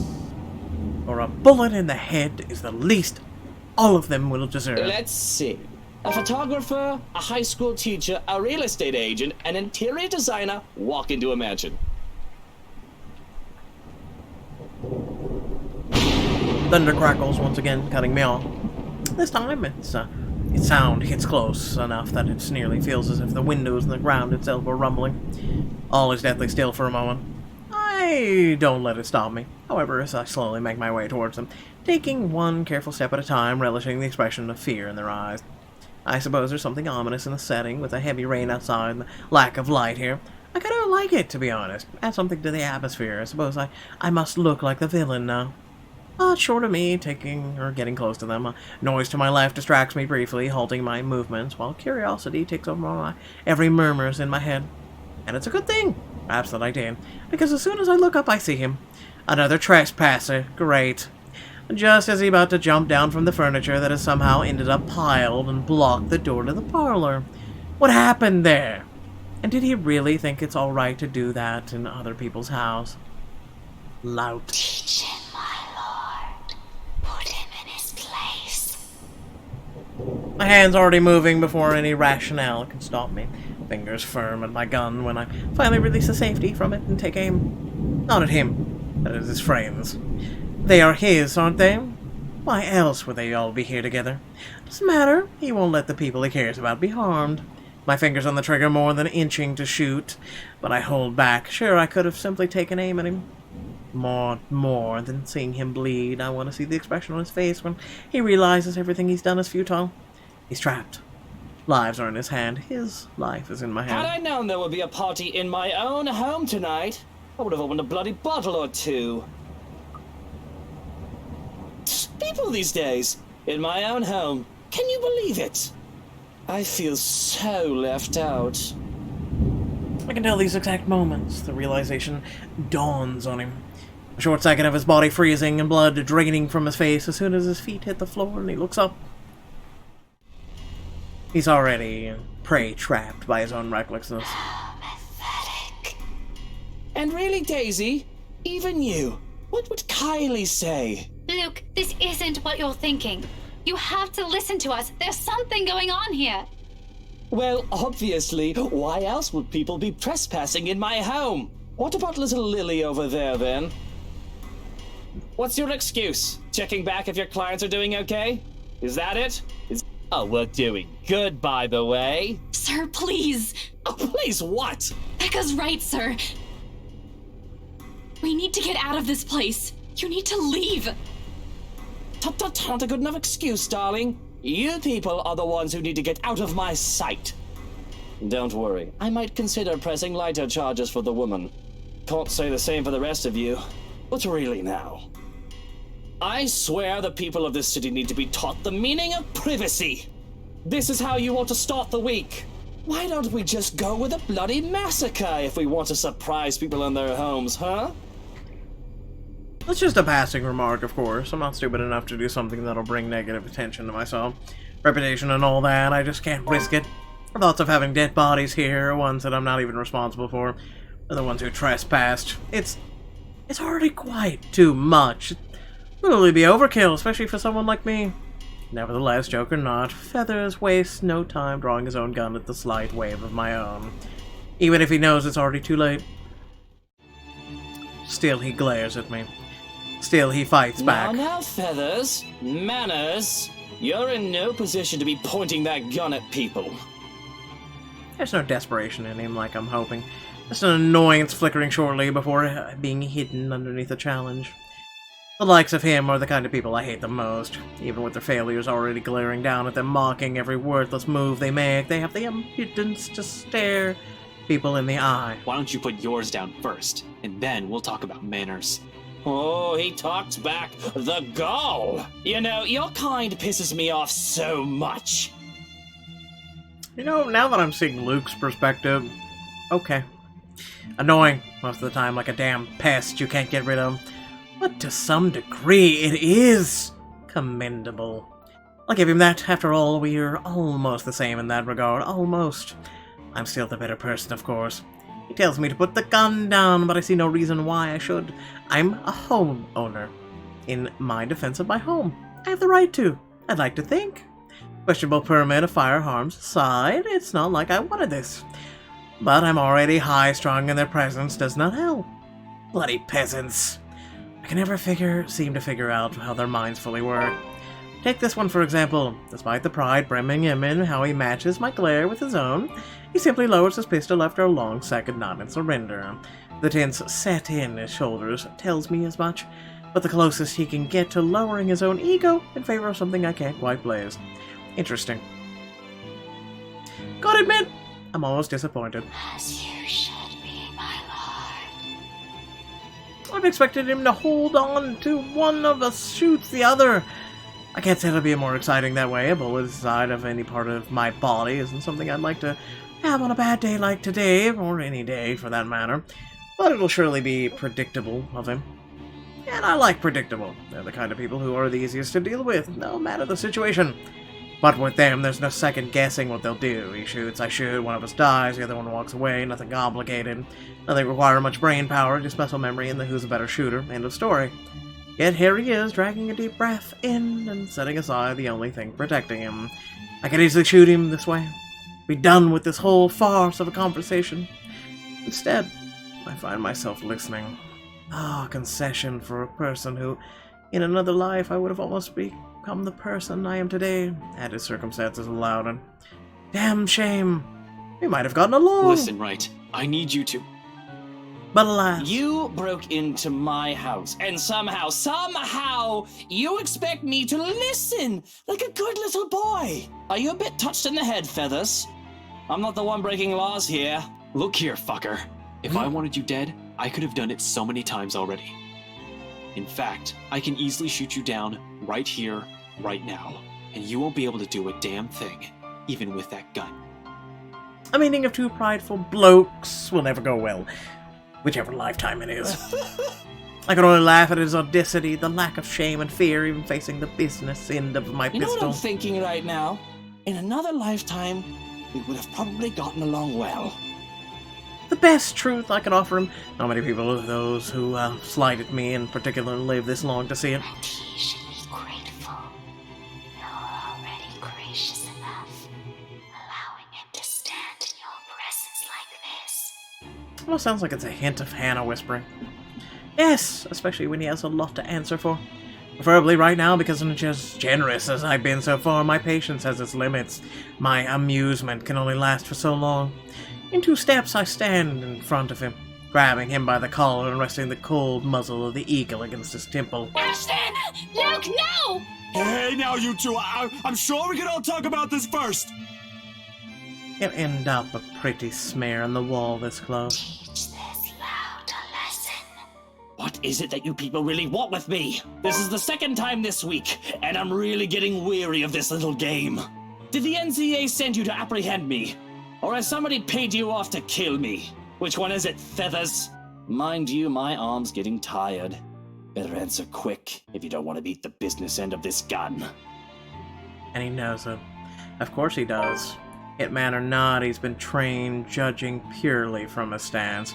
But not many bother to be as cautious as him. One glance at my handgun's safety earlier is all it took for him to see I mean business. Similar. Not too similar. We're too alike in so many ways, and it's funny.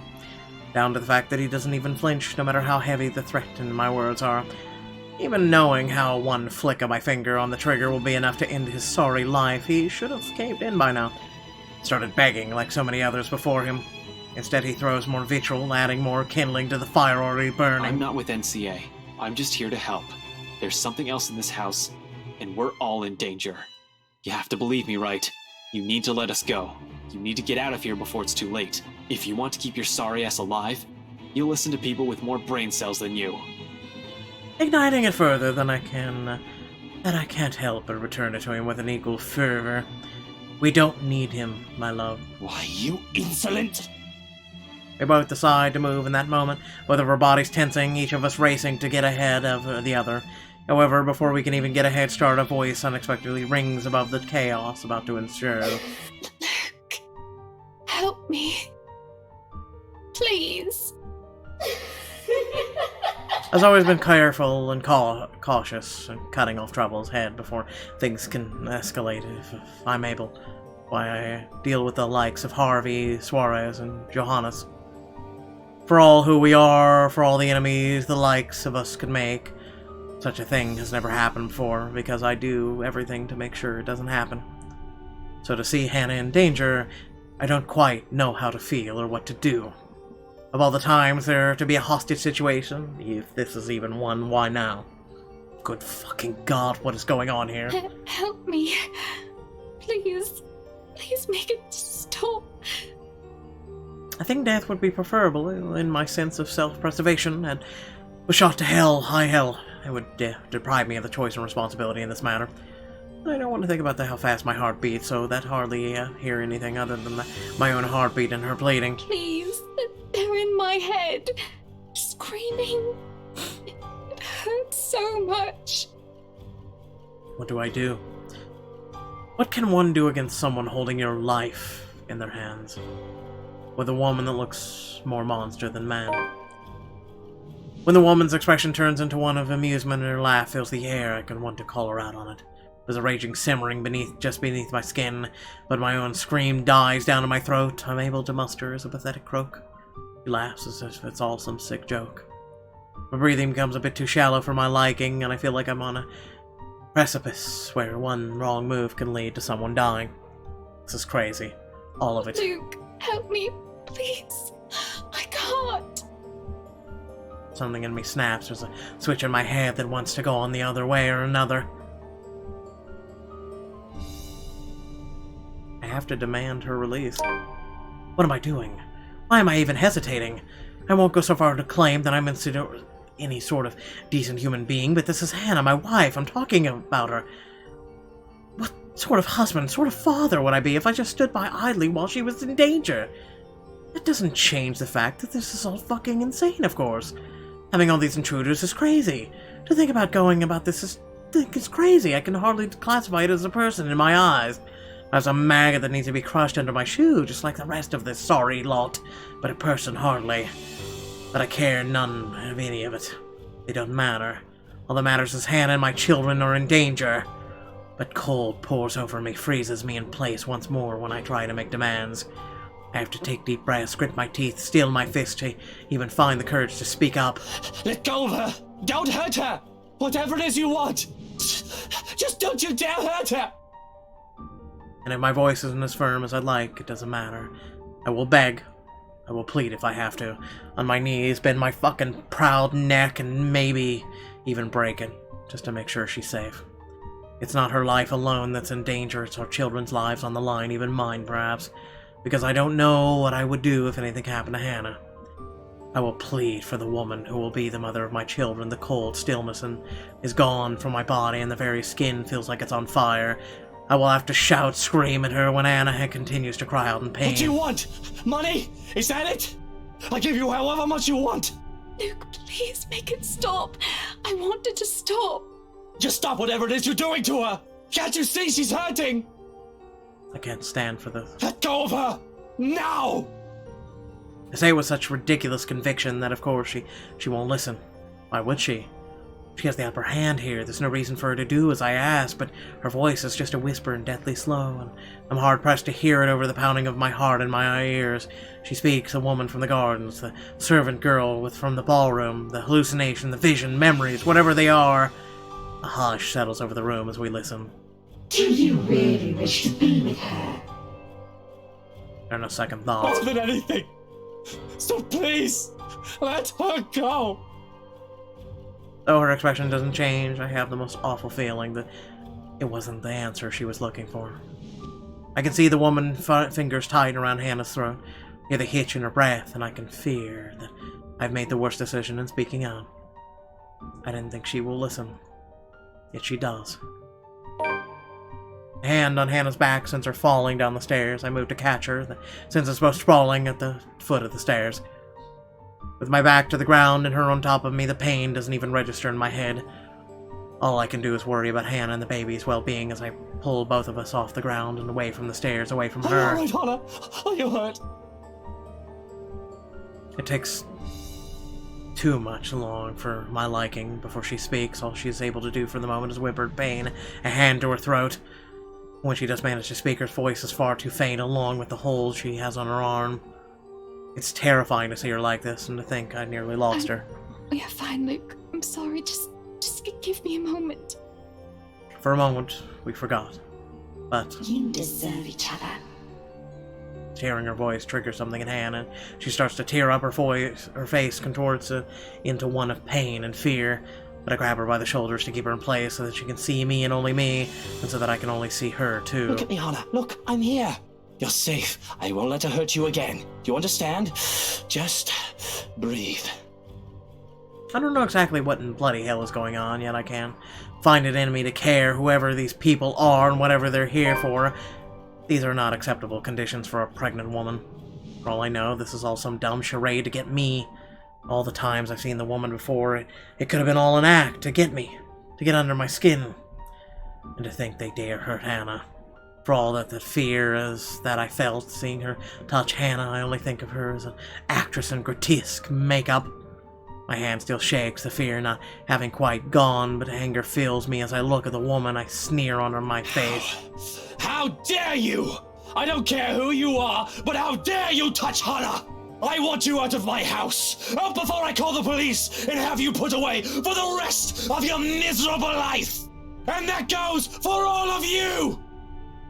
I hold my ground firm and strong with my declaration. But the nerve of her, she just laughs in my face. A terrible, dreadful laugh that makes me feel as if there are ants crawling on my skin and maggots squirming in my ears. You are telling me to get out of your house. You threatened to lock me up. She laughs and laughs. What's so funny? What are you laughing at? None of this is funny! But she persists, and almost feels like her voice is in my head. Oh, no different. No different. You're all the same. You can all suffer together. I am so confused. And this is when everything turns to complete and utter shit. It's a slow thing, a whisper more than a bang as the darkness creeps into every corner of the room. The walls shudder and groan. Blood runs from the ceiling, crawls down the walls, and stains the floor. It feels as if life itself is being sucked from the house slowly but surely. The beauty of the place is gone, with only the dead, decaying remains of a mansion left in its wake. I don't have to wonder if it's just the foyer that's become the nightmarish place. I can already hear it. Gone are the growling and the thunder of the lashings and the rain and the wind against the foyer's high windows. All of it has been replaced by a more grating sound. A catacomb of voices from nowhere and everywhere echoing throughout the now horrid walls. Voice that neither belongs to us nor the people who live here. What's going on?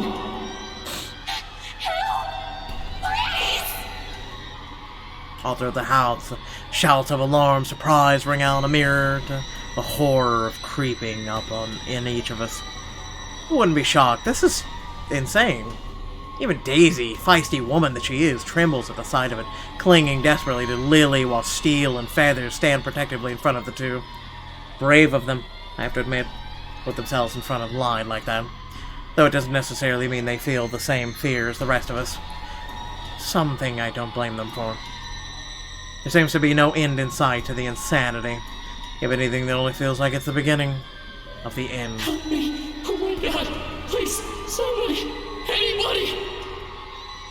Who are you? Stay away! No. Stay away! Stay away! The screams fill the mansion. She laughs all the while, a harsh, agonizing sound that goes on for what feels like forever. Until there is nothing but silence. Her horrid smile and pale hands reaching out to me. Calling, beckoning, pleading. I'm terrified, I really am, like I should be, but I have never been one to truly stay afraid. I've only longed that fear will not get me anywhere. Cowering in a corner doesn't help, doesn't keep me safe, and I will not keep me alive, not like rage does. I've learned to use this burning hate inside of me to survive. There is no difference now. Stay away from me! Why do you wish to leave? This is where you belong, my lord. Remember the blood we share? This is your home. Don't you remember? You promised to return, to stay together with me, with us, with people no different from you. What is she talking about, Luke? What does she mean? Don't listen to her, she lies. I promised no such thing to anyone. Hannah, you're the one who bought this house. How should I know what she's babbling about? I never even wanted to be here in the first place. A terrible case of mistaken identity. That must be it, I'm quite sure of it. I don't know this woman, this monster. Why would I say that to someone like her? In my entire lifetime, I've only made and kept sincere promises to mere two people. Hannah Evans and Eleanor Chandler. No one else. The rest of those who claim I promised anything to them can go themselves. Bloody hell. May enjoy the company of women, but I am not an idiot to start spouting such nonsense to anyone. A line must be drawn, especially if I am to keep myself alive. And yet she still goes on and insists, making me appear a liar in front of these people. Of course you still deny it. Have you truly forgotten?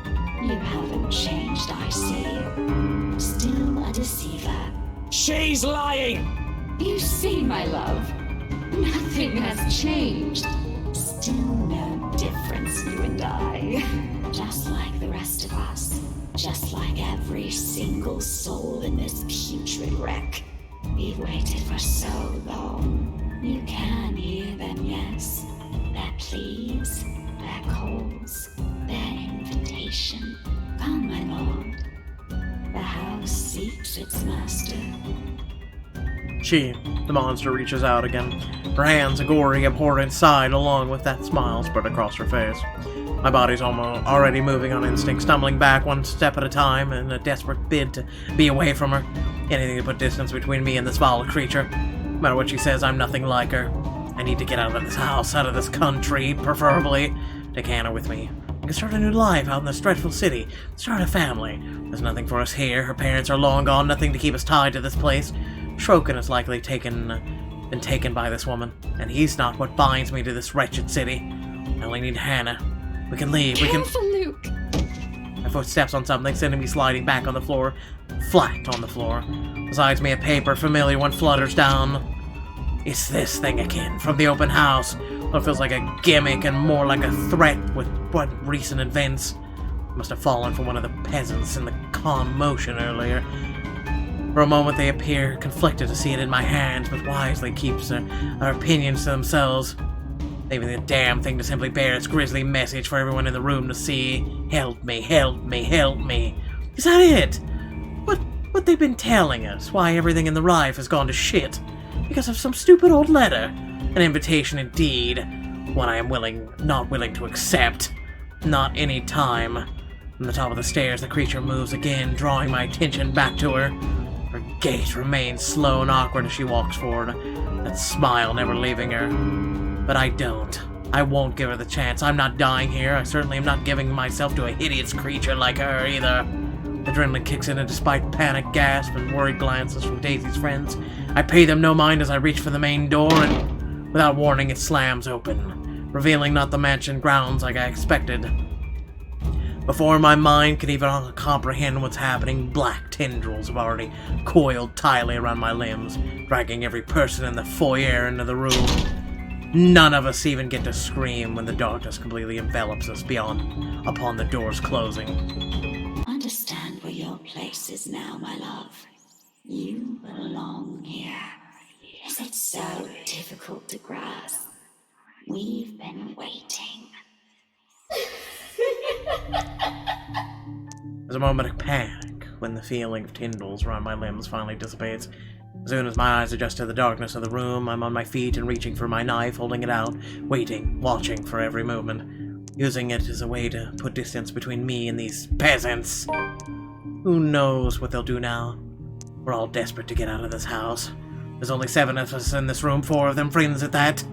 I cannot trust these people not to turn on me. Bloody hell, even Hannah's giving me the same looks as them now. Though Mint has already gone loon, crouched in a corner, muttering to herself, you can't really say anyone's safe from her. If anything, she's the one I should watch out for. I cannot trust anyone. Not anymore. Not after this. Despite the pleading looks Lily shoots my way while they all huddle in a corner behind steel and feathers. But I have to remind myself that even people like her are capable of doing unpleasant. She's only human after all. It's never an excuse why even Hannah has her cunning and manipulative moments, though she does it much subtler than I. Why else would Lily show this letter to us that day if not to save herself? Guess that backfired on her now that she and her friends are also stuck here. Still, I have every right to be living. Everything that's built, I've fallen apart. All because of these people came into our lives. You! All of you! This is all your fault! If I've died to this bloody curse, I'm taking you all down with me! God damn it, Luke, shut up. Put that knife down, Lucille. Hey now, Mr. Wright. I know the situation ain't good, but we have to calm down. We're all in the same boat here. You shut your mouth! Wait. Weird, we're still gaining with her. If it weren't for you, for this letter, for all of you, none of this would have happened! And blaming everyone in this room isn't going to get us out of this place. Please put that knife down, darling. You might hurt yourself. Are you taking their side? You're also stuck in this nightmare, Buttercup! What about the children? Aren't you the least bit worried about them? That creature is out to get us, and you're still defending these people! I'm not defending anyone, Luke. I'm just trying to be reasonable when you're clearly not. Oh, of course you're not. You're just the one who bought this bloody mansion to begin with. If I didn't know any better, you did this on purpose! Why, no. Why would I ever do that? This was only meant to be an anniversary gift. For you. For us. For the family we're going to have. Right, anniversary gift. Oh, here's your gift, darling. Oh, by the way, there's a curse included in that package. I hope that's all right. Dude's making me crack. Are you really that eager to get rid of me, Hannah? Because if that's what you've been meaning to do all this time, you might as well just put a knife in my back while I'm... Suddenly Hannah steps up, slaps the knife away from my hand. That knife slides uselessly under the table out of my reach before my mind registers what's happened. A sharp blow explodes in the side of my head, sending me reeling backwards.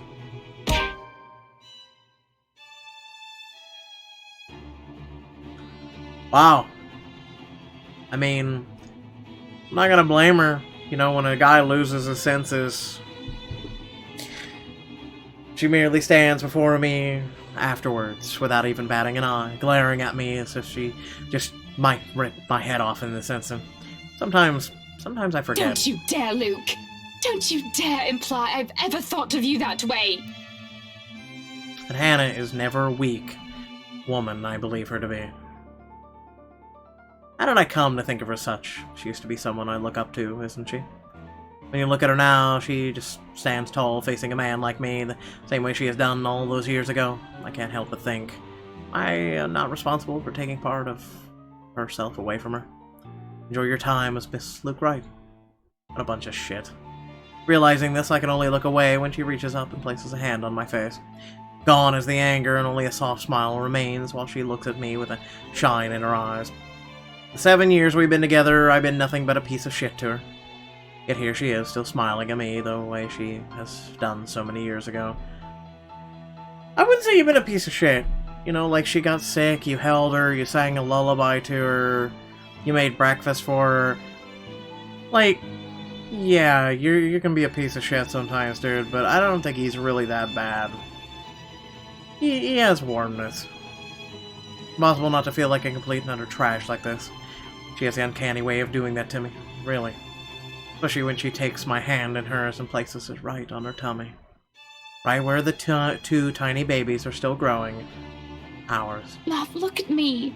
We've already talked about this. If we are still going to do this, it has to be the two of us. I will stay with you, but things are going to have to change if we want this to work. We can't keep doubting each other like this. Not until we find a way out of here. I'm sure we can. Maybe they know something we don't. You're going to rely on them for that? These peasants who brought this on us? What is up with your entitled attitude, dude? Wasn't your mother once a peasant? And you? Keep talking about us like that, and see if any of us here will keep you out of this place. Rebecca, stop! All of you stop this! Hear Lily speak out loud. I can't say I'm not surprised. She was always giving me the impression of someone so meek from the moment I've met her, either from her inexperience or her station in life. She's never struck out me as someone fitting to be a real estate agent. Until now. Quietly, she puts herself between me and Daisy, cutting whatever scathing words we've yet to hurl at each other. The way she glares at me reminds me of a little of my way my own mum would look at me. Particularly when I've done something wrong. That's not a stare she's unused to showing. She has done this before, probably to a younger sibling. Huh. If only she sees us now as a pair of squabbling kids and not two mature adults, well, that's to be expected. No doubt that's how she sees us. For a long moment there's only silence in the room. Steele, the big oaf, doesn't even dare break it. He does his feathers. With both merely watching us, a bunch of wimps these men. Says the guy not saying shit either. Shut up! Not that it matters when Lily starts speaking again after some of the anger and tension is lifted from the room. Stop this, please! With or without that damn piece of paper, A deep breath, an exhale, and then she closes her eyes, a crease forming between her eyebrows while she grips her hand tightly in front of her. We still would have ended up in this mess. Atmosphere that descends into the room right after that, and emission is anything but pleasant. Can I call it that, an emission? It seems like it from the way her eyes nervously flick between her friends and I. She appears to know more than she gets let on, and how she makes herself appear smaller after dropping that bomb on us doesn't sit quite well with me. And the patience is something I don't have the luxury of having right now and bestowing upon other people. What else does this girl know? What else is she not telling us? Because from the looks of this, even her friends has no idea what she's talking about. Unwilling to wait, I grab her arm, before she retreats without explanation, waving the letter still in my hand in front of her. Ow! Sir, you're hurting me! Hey, hands off her, right? Fuck off, Feathers. I have questions for your friend, and she better have the answers. Luke, will you stop taking it out on every single person? Your friend is hiding something, Daisy. She struggles for a moment, but my hold eventually forces her to look up at me. Fear, uncertainty spreads across her features, especially when her eyes land on the damn paper. As much as I want to be considerate right now, I want answers. What do you mean, Lily? I'm not sure about it. Don't give me that, you know something! Ow! Please, sir. I know the paper's useless, okay? At the mention of the letter, all of a sudden Mint stands. I've almost forgotten she's here. Her ramblings have faded away into shouting. Without warning, she snatches the paper out of my hand. It's a miracle it didn't rip right there and there. And by the way she glares at it, I think she may want to do exactly that. We should have gotten rid of this thing! We should have burned it at the first opportunity we got! No, even if we rip it to shreds, it won't do anything. I think... You don't know what I've seen, Santos. There were children! Victims! All because they had no idea what this thing will do to them! Oh God, those poor souls! They were screaming and begging before she... Then what about those people they mentioned in the news lately? All those who died? My coworkers? The open house clients? None of them had seen it. Even Rose. And yet they're all dead. I should know. That letter has been with me since I picked it up. And I swear I didn't make copies of this thing. Even if I wanted to save myself, I wouldn't do that to my friends. Is that what the trip to BRC was for? Yes, I'm sorry. I couldn't tell you guys until I was certain. None of you believed me the first time. I had to find proof. And yet we're all here! Are you taking me for a fool, Lily? I have to go with whiskey on this. Who knows how many has already seen this before you found it? This cursed thing has to go! We would have ended up here either way. Maybe? I really don't know. Sir, please. All I know is that paper isn't the reason why all of this is happening. There's something else that... This place. Steele has been quiet this entire time. The sound of him talking, however whispered it is, still manages to catch all of us off guard. We all pause, turning to him with likely the same questions in our eyes. What? I just remembered something a friend told me. You know, stuff about ghosts or curses. You probably don't want to hear it. No, it might be something. What about this place, Zach? There's still a moment where he hesitates, but Lily's urging eventually bursts him into speaking. Remember what I told you the last time you and Ash visited? A few days ago? You mean what Andrew told you? Those were just stories, Zach. It might not even help. Regardless, Steele pauses while he allows Lily to remember. Soon enough, whatever it is dawns on her, and her face lights up with something like hope. Of all things in this nightmare, hope! Her head snaps up and she reaches for Steele's arm to give it a squeeze. A reassurance or confirmation, the meaning of it is lost to Daisy, who glances at them baffled. Bill, what are you... Becca, it's this place. What? You mean, like, burn this place down? I still think we should get rid of this letter before we start thinking of destroying a place with some historical value! What? No! We are not burning a multi-million-pound mansion, you peasants! I just spent a fortune on this! Seriously, Luke? Are you really more worried about that? Buttercup, Marching, millions! It's gonna take years getting all that money back! Well, you certainly won't be getting any of that money if you're dead. Really, Luke? Is that more important than your life? Bloody fucking hell! Not only do I have trespassers on my property, but they're also arsonists! It's not only that. Think about it. Then they proceed to tell some ridiculous narrative about the supernatural. Stories about ghosts, legends, curses born out of the great anger and pain, and whatever else people use to scare children. Not that I believe any of it. It's just knowing will help. A bunch of loons, these people. They should off their rockers. I think I'll be stuck in the nightmare with these people like them. What did I ever do to this world? Of course, it's all absurd until... I think it's just like what the professor guy said. Just like that old story. This mansion and some other thing might be keeping her here. You know, something he wanted in life, but never got to have. Something like that. Or maybe it's not something, Zachary. Someone. The who doesn't have to be uttered out loud. There's one person in this room who, that woman calls after. Every single one of them has heard it. Bloody hell, it's a reluctant shift in Daisy's eyes that flicker over to me. Though, only briefly. She's also holding information on her own. Or perhaps a realization she just had. Doesn't matter. I know when people are slowly starting to turn on me. How do they think I lasted in this cutthroat world? Betray them before they do the same to you. Put a knife in their back before they can act. Kill or be killed. Survival in a nutshell. What now? Are they gonna throw me at the creature? See what happens to save themselves? I'm no fool. No. You're all in on this, aren't you? Are you people implying that my husband, that we should just... Of course! Of fucking course! Luke, that isn't what I... Are you all going to stoop that low? It's nothing like that, Ash. All we're saying is that maybe he might be able to do something about this. Drop it, you guys. We're not leaving anyone here. Just like that, their bickering begins anew. Bloody peasants. My head's already aching just listening to them, to think this is a solution they can come up with. I should have just stabbed all of them and made a run for it. Doesn't help with each second we spend talking here, the crazier this place gets. The voices become louder and somehow sounding more vicious. If the thing in this room starts floating, mark my words, I will fucking flip out. And they may not be thinking of it right now, but eventually they'll turn on me. Such is the nature of humans. Better find a way out of this place as soon as possible if I want to stay alive. I still have so much to do. None of our choices seem sound, but who knows? We don't understand shit about this place. Might as well try everything, yeah? Whatever works.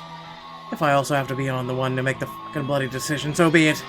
Less room for error is the only one sane thing to do thinking. On the off chance I'm wrong, well, they suggested it. I decide...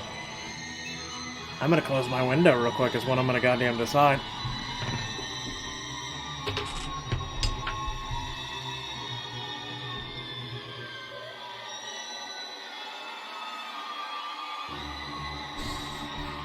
Okay.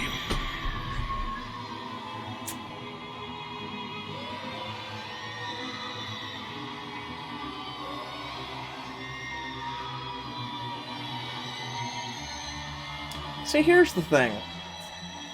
Is, how do we know that this letter isn't the original letter, and that the other people might have got a copy of the letter?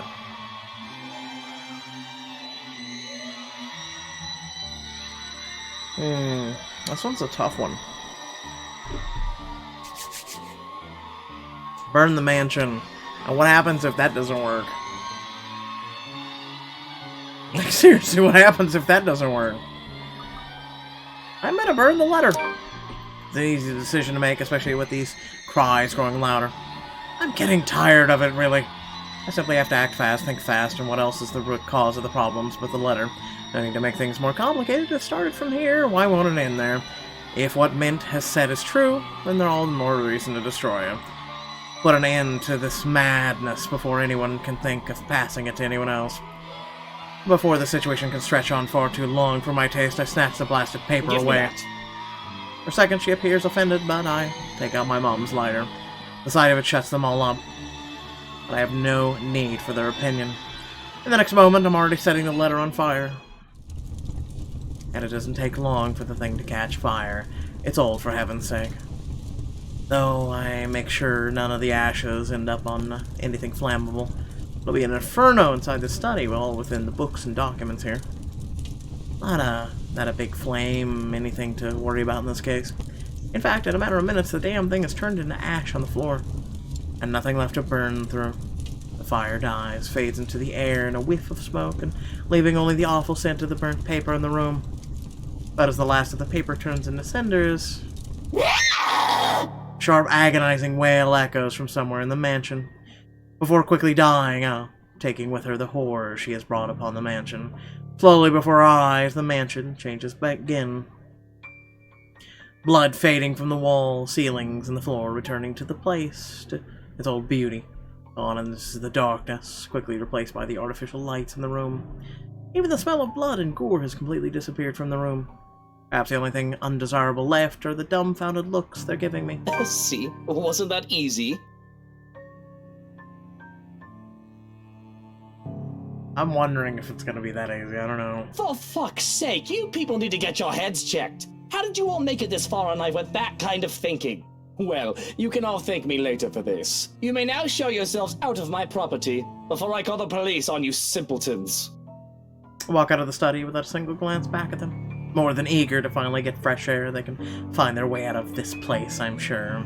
Better not catch them here again, though I will not be happy. Outside, was only silence. Deafening. Still. The same hush that comes after a terrible storm has swept the countryside, and with it, from the wide open windows, the sight of the sun rising from the horizon.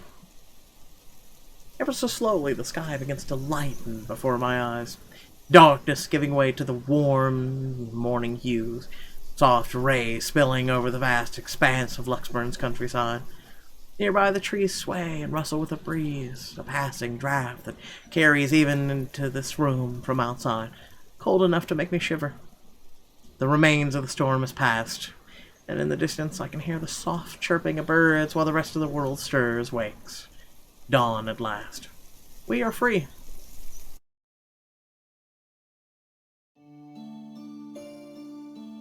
Really? Really?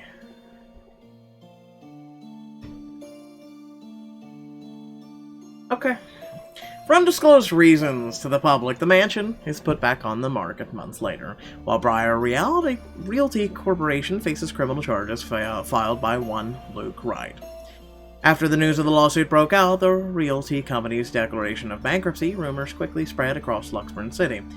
But for those who believe in the stories of the old, and those who know the truth, it is a testament to the curse and the secrets that the Ermengarde Mansion has hidden for centuries.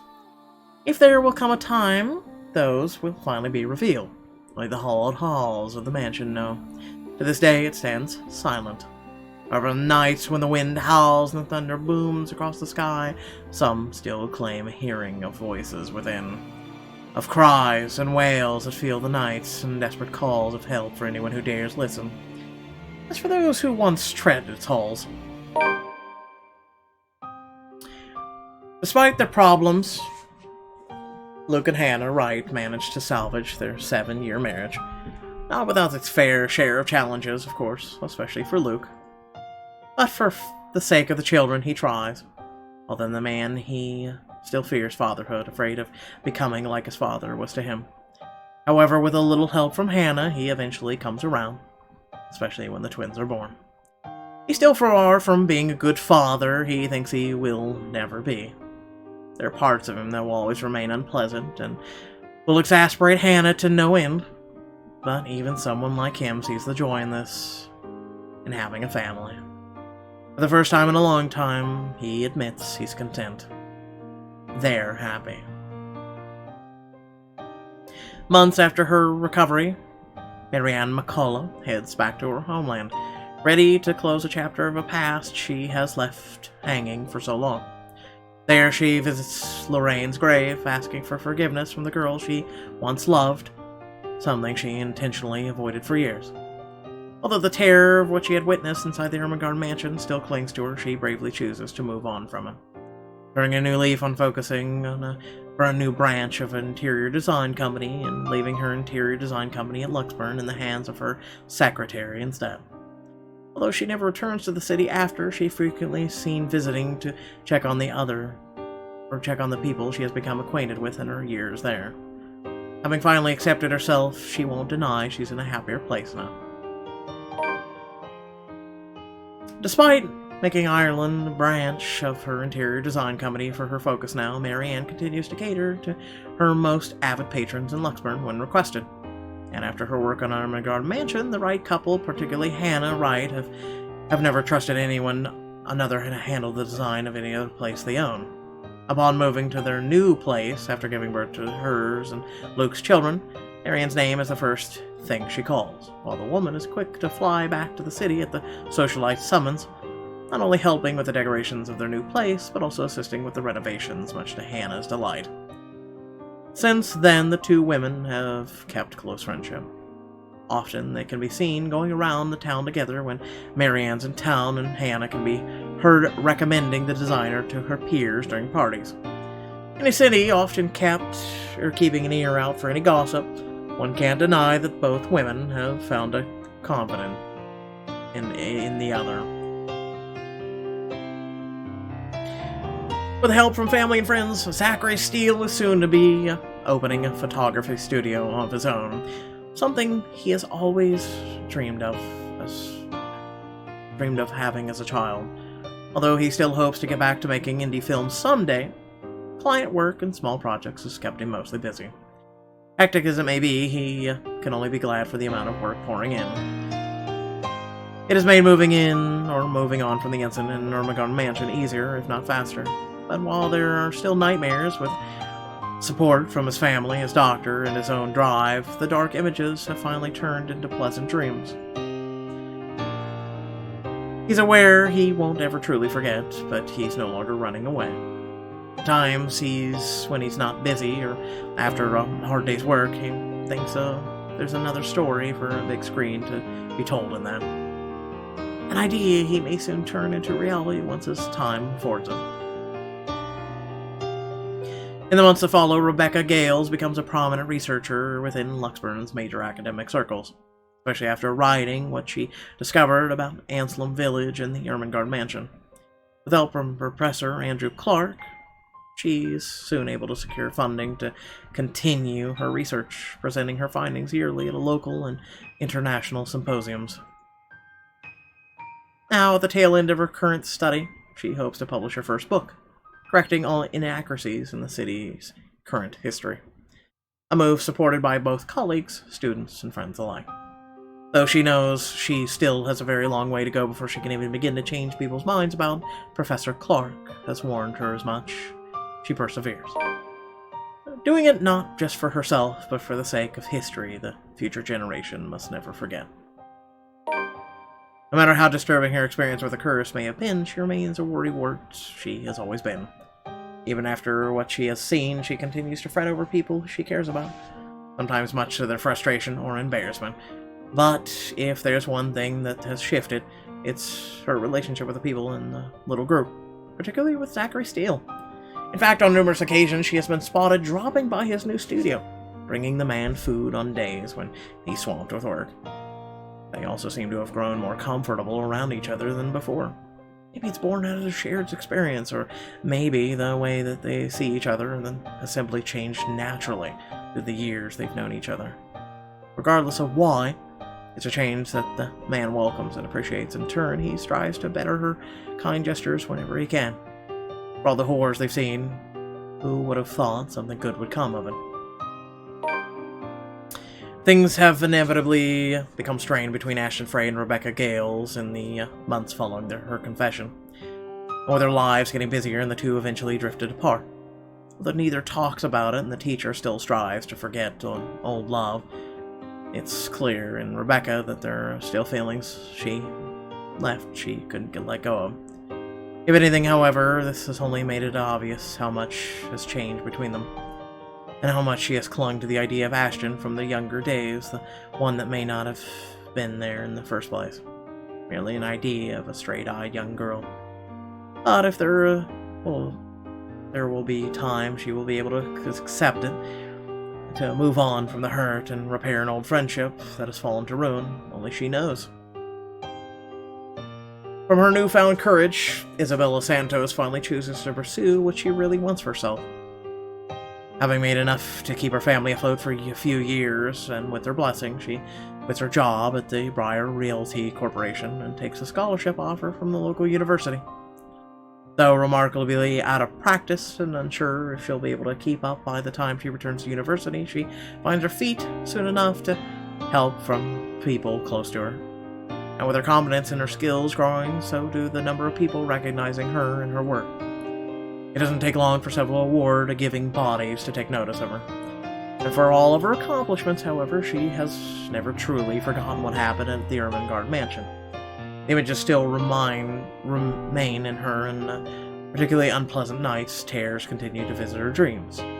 She knows these won't ever disappear from her life, and it has become a part of her in the same way death is permanently taken away from her. However, she's no longer afraid. And with a brave face, she carries on, earnestly wishing that someday she'll be able to paint brighter, more vivid thoughts on her canvas. An honest portrayal of life and hope amidst the fear. Shortly after accepting the scholarship grant from Luxburn University, Isabella moves from Salem Well residences in favor of staying in a dorm close to her campus. Although she makes the decision out of convenience, she won't deny also doing it a desire to avoid another awkward encounter with Rebecca Gales. Following the aftermath of the curse, the relationship between the two girls have turned lukewarm at best. While no harsh words have been exchanged yet, their wordless silence since the incident has only pushed them further apart. Isabella leaves her home of 5 years with a heavy heart. And even though she jokingly complained about Rebecca's bossy attitude in her past, she confesses missing the woman's fussing. Despite their tense parting, she still carries hope that they will one day fix whatever has come between them. But if there is a chance for it, is a question they both ask until now.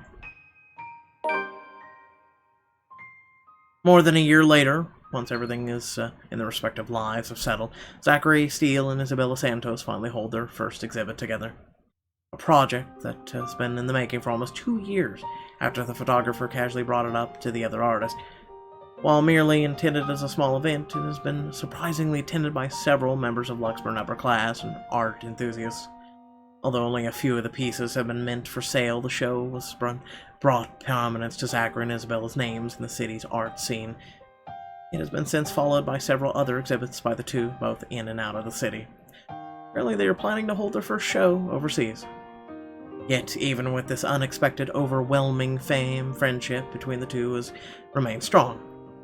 Theirs, after, is a bond that goes beyond being mere partners in a small project. He's her family as much as she is his. While she's aware she's still plenty ways to go, getting back to school has also opened a lot of opportunities for Isabella. At times, part-time work have started to come in droves, and she is able to support herself financially through her art alone. Something she has only dreamed of as a child. When her clients are generous enough, she's able to send money back home, as well as despite her family's reassurances. One such client is Marianne McCullough, interior design company who frequently commissions her for murals after the woman has learned of her skill. Though at times she finds it difficult to keep up with the interior designer's standards for quality, it's a job and a challenge she's only too happy to accept if it means doing what she loves. Following his success in bringing several major cases to close, Ashton Frey receives a recommendation for transfer to Luxburn's lead agency against organized crimes. An endorsement eagerly backed by the newly appointed successor to the late Chief Inspector Lee, Abigail Harris. Knowing he'll have more resources, leeway, and a bigger chance of ultimately bringing Luke Wright to justice, Ashton Frey accepts. He still warns the people close to him against the Wright and his associates, but only a friendly reminder now more than anything. Though he does worry, he believes that they are wise enough to know what they are doing and trust their judgment. For now, he has decided to leave the evidence and law to speak for itself and take care of the man once the proper time comes. Nowadays, police work and operations keep him busy, sometimes taking him away from the city he grew up for days on end. A rare thing for him to do is enjoy upon once a time, yet this time he never loses his drive, simply growing more determined after having finally found a clear purpose close to the rush and excitement he dreamed of as a child. Although Ashton still keeps mum about specific details of his work, his experience with the curse has slowly taught him how to open up, especially to those he genuinely cares about.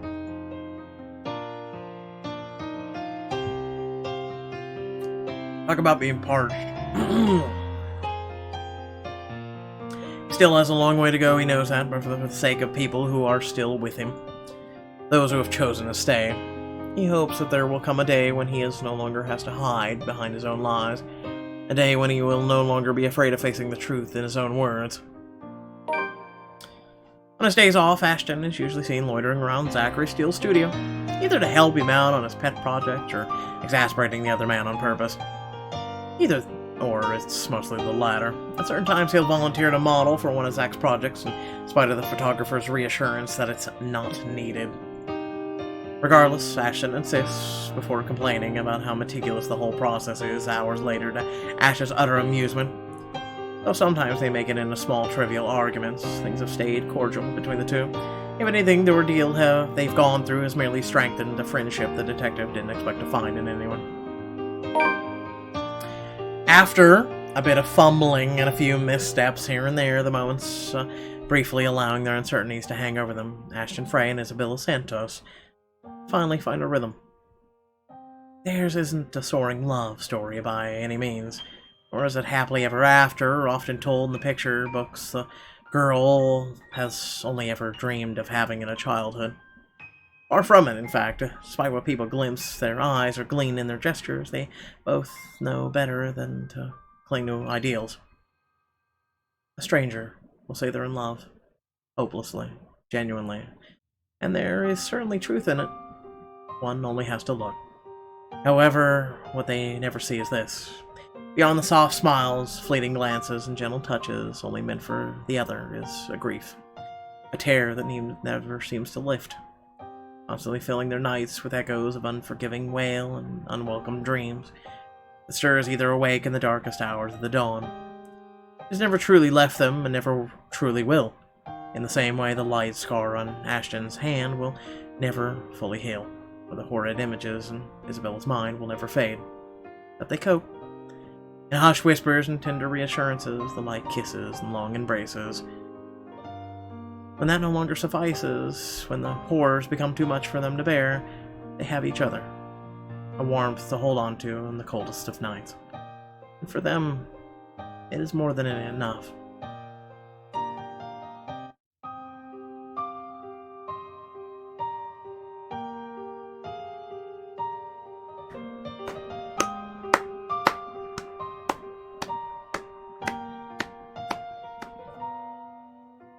I knew the game was over.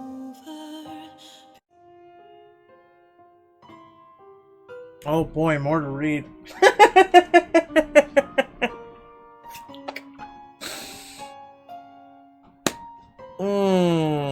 Dear you! If you're reading this, it means you finished playing the game in one way or another, and we thank you for the time you spent playing the letter. This game is our passion project more than anything. We sincerely hope you delivered in bringing you a one-of-a-kind visual novel experience. The letter is the first of many visual novels coming from us. If you like what we did with this game and would like to support us, please take time to click on the button below to find out how. Thank you so much for everything. Let's talk soon. Love the Yang mobile team.